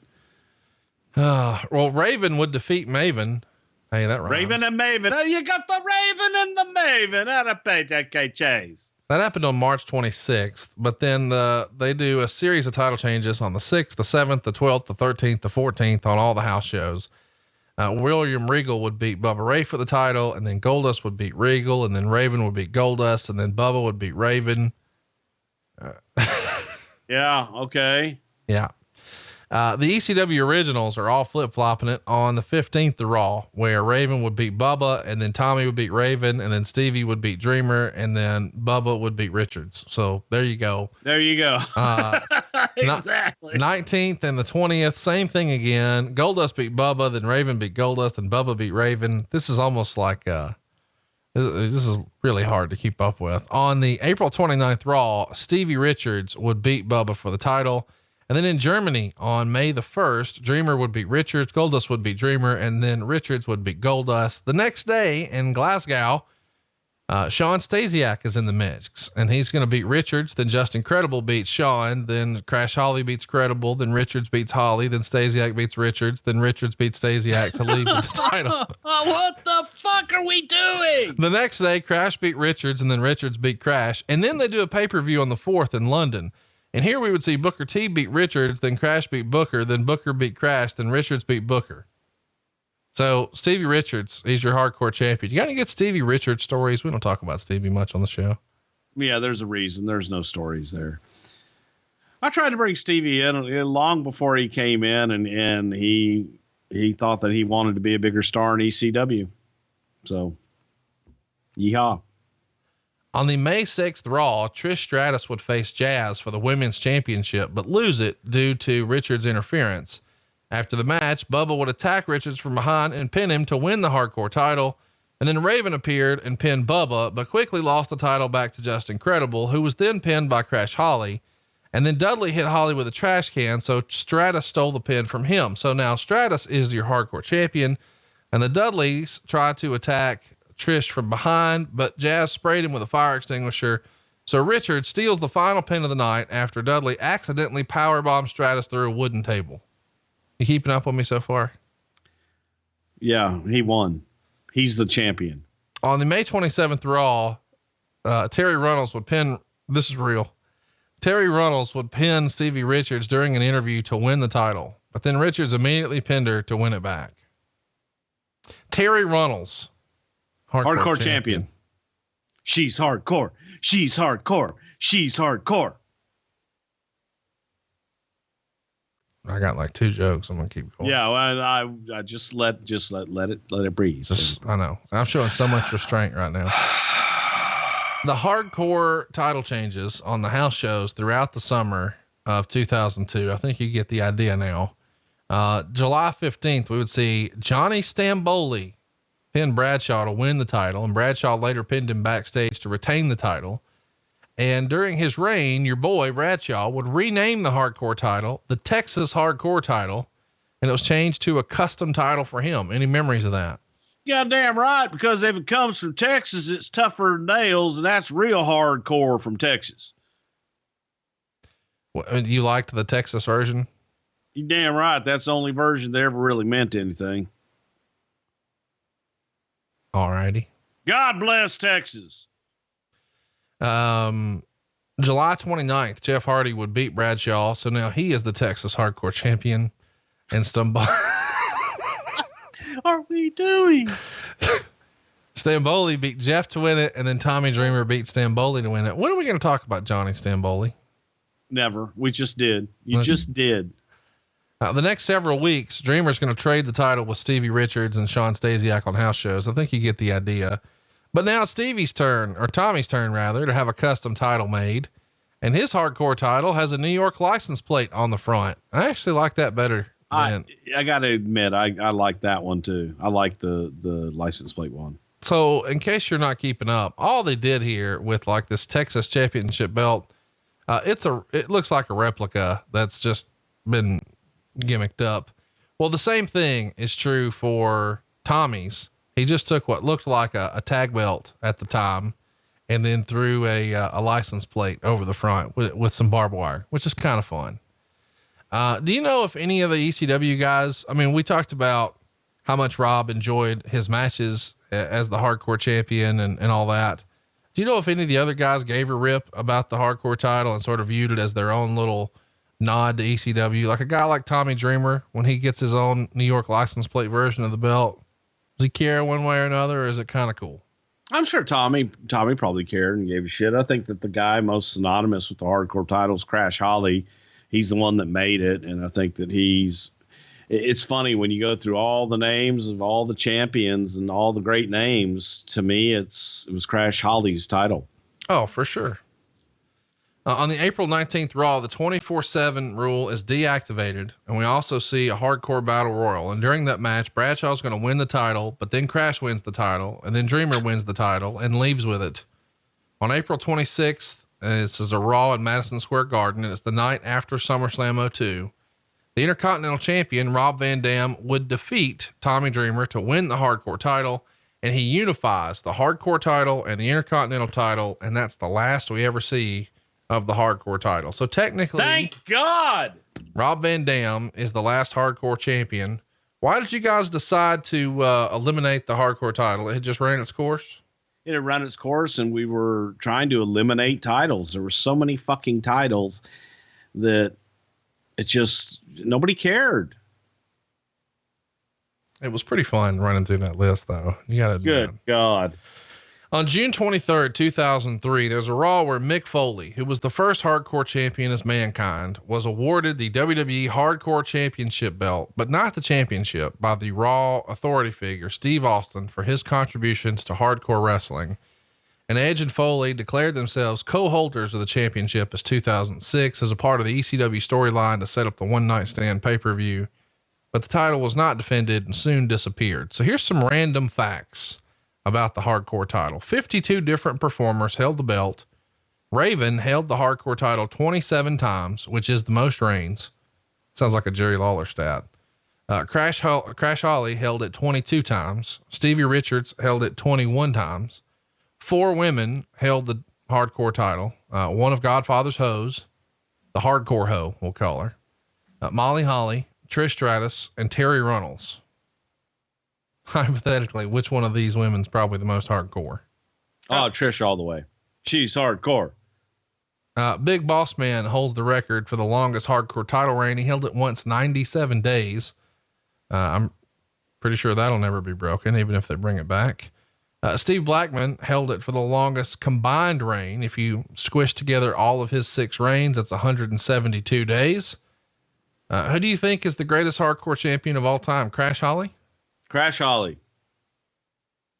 I gotta say, I think to me, it's Crash Holly and Van Dam. Like, those are the guys who I sort of most identify with the belt. And I think most people probably think about it as a Mankind belt because that's who debuted it, but really he didn't do much with it, because he was on to bigger and better things. What do you think the legacy of the hardcore championship is? You know, yes, to the greatest hardcore champion, I say Crash Holly, but I think the legacy is going to go to Mick Foley because of the introduction of the hardcore championship and the whole thing with Vince and that storyline. I think that's where the legacy is going to be. But like you said, you know, Rob Van Dam probably made it mean more than anybody. Let's do some questions. We asked you guys if you had questions about the hardcore championship, and you can ask questions for next week's episode if you'd like. Just check us out on Twitter at Prichard Show. We're also there on Instagram at Prichard Show. And as always, you can like us on Facebook, facebook.com/something to wrestle. For all your t-shirts and your live event information, you can cruise on over to brucepritchard.com right now. Bruce, you ready for some rapid fire questions? Yeehaw. Rob wants to know, why do you think the WWE never brought back the hardcore title? Because I don't think that really that many people missed it. And there's already too many championships and you need a scorecard to keep track of it all. Chris wants to know, why is the hardcore title, which was supposed to look like trash, still better looking than the Universal title? I love the Universal title. Do you really? Yeah. Oh, that's a turd. It's awful. I like them. I hate it. Douglas wants to know, is there a place at all for the hardcore title in today's age? Even if it's not the hardcore title, something with a similar idea. I think what he means there is not necessarily weapons, but maybe the 24/7 thing could be fun. Yeah. Or a different style. I do. I think that the concept of it may not be hardcore, but something like that delivers a little bit different style of wrestling and the concept. I think that there is room to give the audience something different. Ben has a good question here. He wants to know, were there any wrestlers that didn't want to be hardcore champ or in any of these style matches? No, not that I can recall. I don't remember anybody saying, I don't want to do that. Mark wants to know, was there anyone that Bruce ever pitched to be hardcore champion that was rejected by creative? No, and I don't remember ever pitching anybody to be hardcore champion, with the exception of Jerry Briscoe.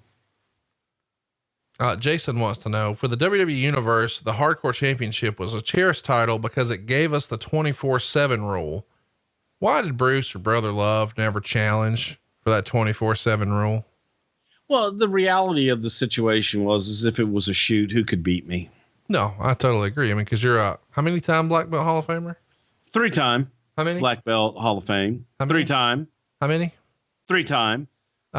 Lewis wants to know, were there any backstage segments involving the hardcore title that were pitched that got turned down, but Bruce really loved? He sort of mentioned we should have had a kid win it at the Fun Zone. Anything else you can think of? No, other than that, because we did most of it.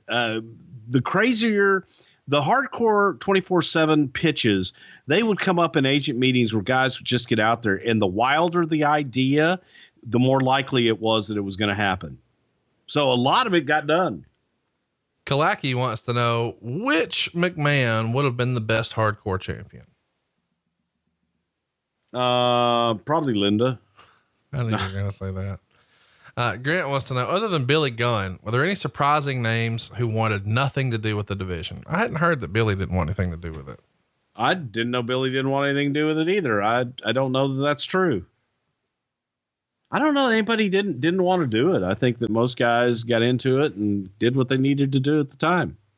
This is from Martin. At SummerSlam 99, Bossman and Al Snow wound up fighting in a bar. In the background, you can see head of security Jim Dotson giving an over-enthusiastic fan an earful and then leading him off camera. Were the people in the bar told this would happen beforehand, and what would have happened to that fan? Yeah, they had an idea what was going to happen. They were told just to stay out of it and stay out of the way of the talent and the cameras. So, but I mean, it's true that that fan was murdered in cold blood by Jim Dotson, right?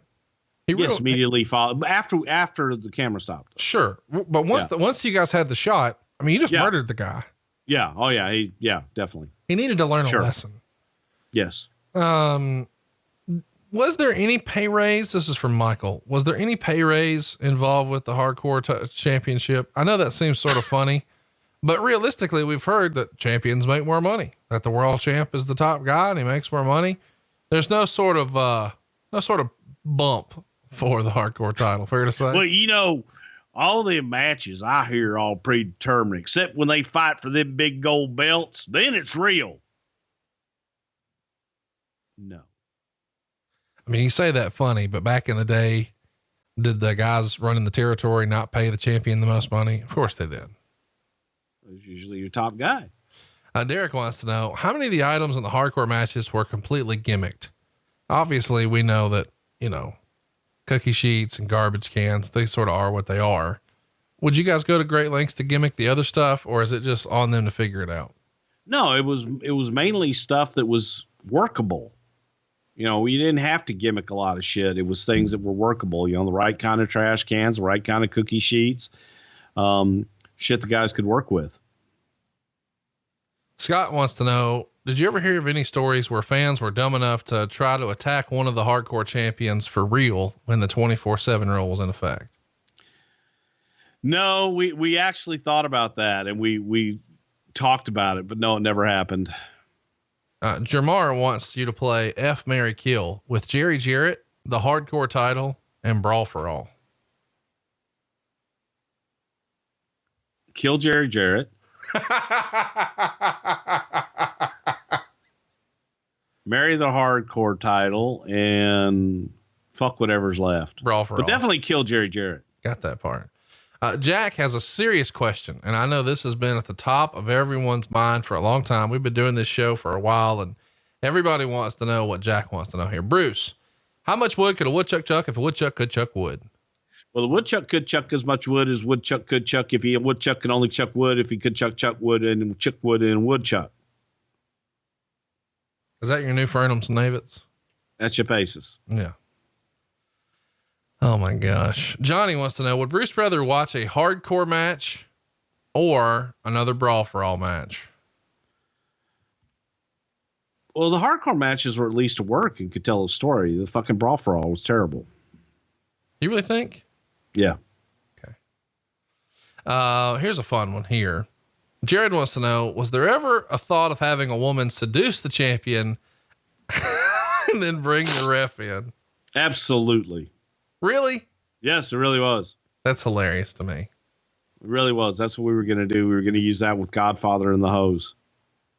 And Crash, as a matter of fact. But then we got to the hoe, which is beating him. But that was the original idea. Why didn't it happen? God damn it, that's crass. He poo-pooed that? Yeah. That seems kind of weird for that to be where he draws the line after, we're giving birth to hands. The line's got to be drawn somewhere. But we're cool to give birth to hands, but. That's entertainment, pal. Yeah. Okay. Okay. Mike has a question for me. Which is the better looking title in your mind, the hardcore title or WWE CW's big silver title? And the answer is clear. The hardcore title is a much better looking title. You've got to agree on that. I agree on that. Yeah. So don't forget, man, Eric and I, we're going to be in Baltimore tomorrow. Come check us out. You can see 83 Weeks live. You get to hold Eric's feet to the fire, hear the stories he won't talk about on the podcast. He's always careful on the show to say things like, let me be careful how I say this, but he doesn't have to be careful at our live show. Pick up tickets right now, ericandconrad.com. We're going to be at Jimmy's Famous Seafood.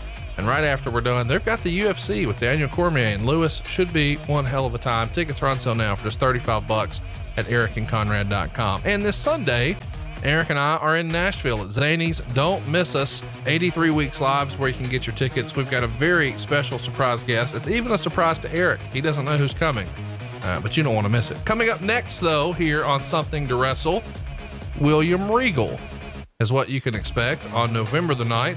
And you can get that show early if you support us on Patreon at patreon.com/something to wrestle. Lots of bonus content there too. We cover Mabel becoming King of the Ring and the time Vince McMahon won the world title. Lots of stuff in the archives there on Patreon as well. On the 16th, we'll be back at you covering Survivor Series 1998, arguably Vince Russo's greatest single night of creative. What a fun storyline that was. It made The Rock the youngest world champion ever, I believe, at the time. So that should be fun. And then Thanksgiving week, man, we're going to do a watch along with Survivor Series 1988. And then we'll finish out November on the 30th as we discuss Christian. I'm looking forward to this little run of shows we got planned coming up, Bruce. Yeah, I've actually started doing my research on them too. So we'll be loaded for bear. I'm ready. And when I look at my clock, I feel like it's about that time. You know what time it is? What time is it? Shaka, shaka,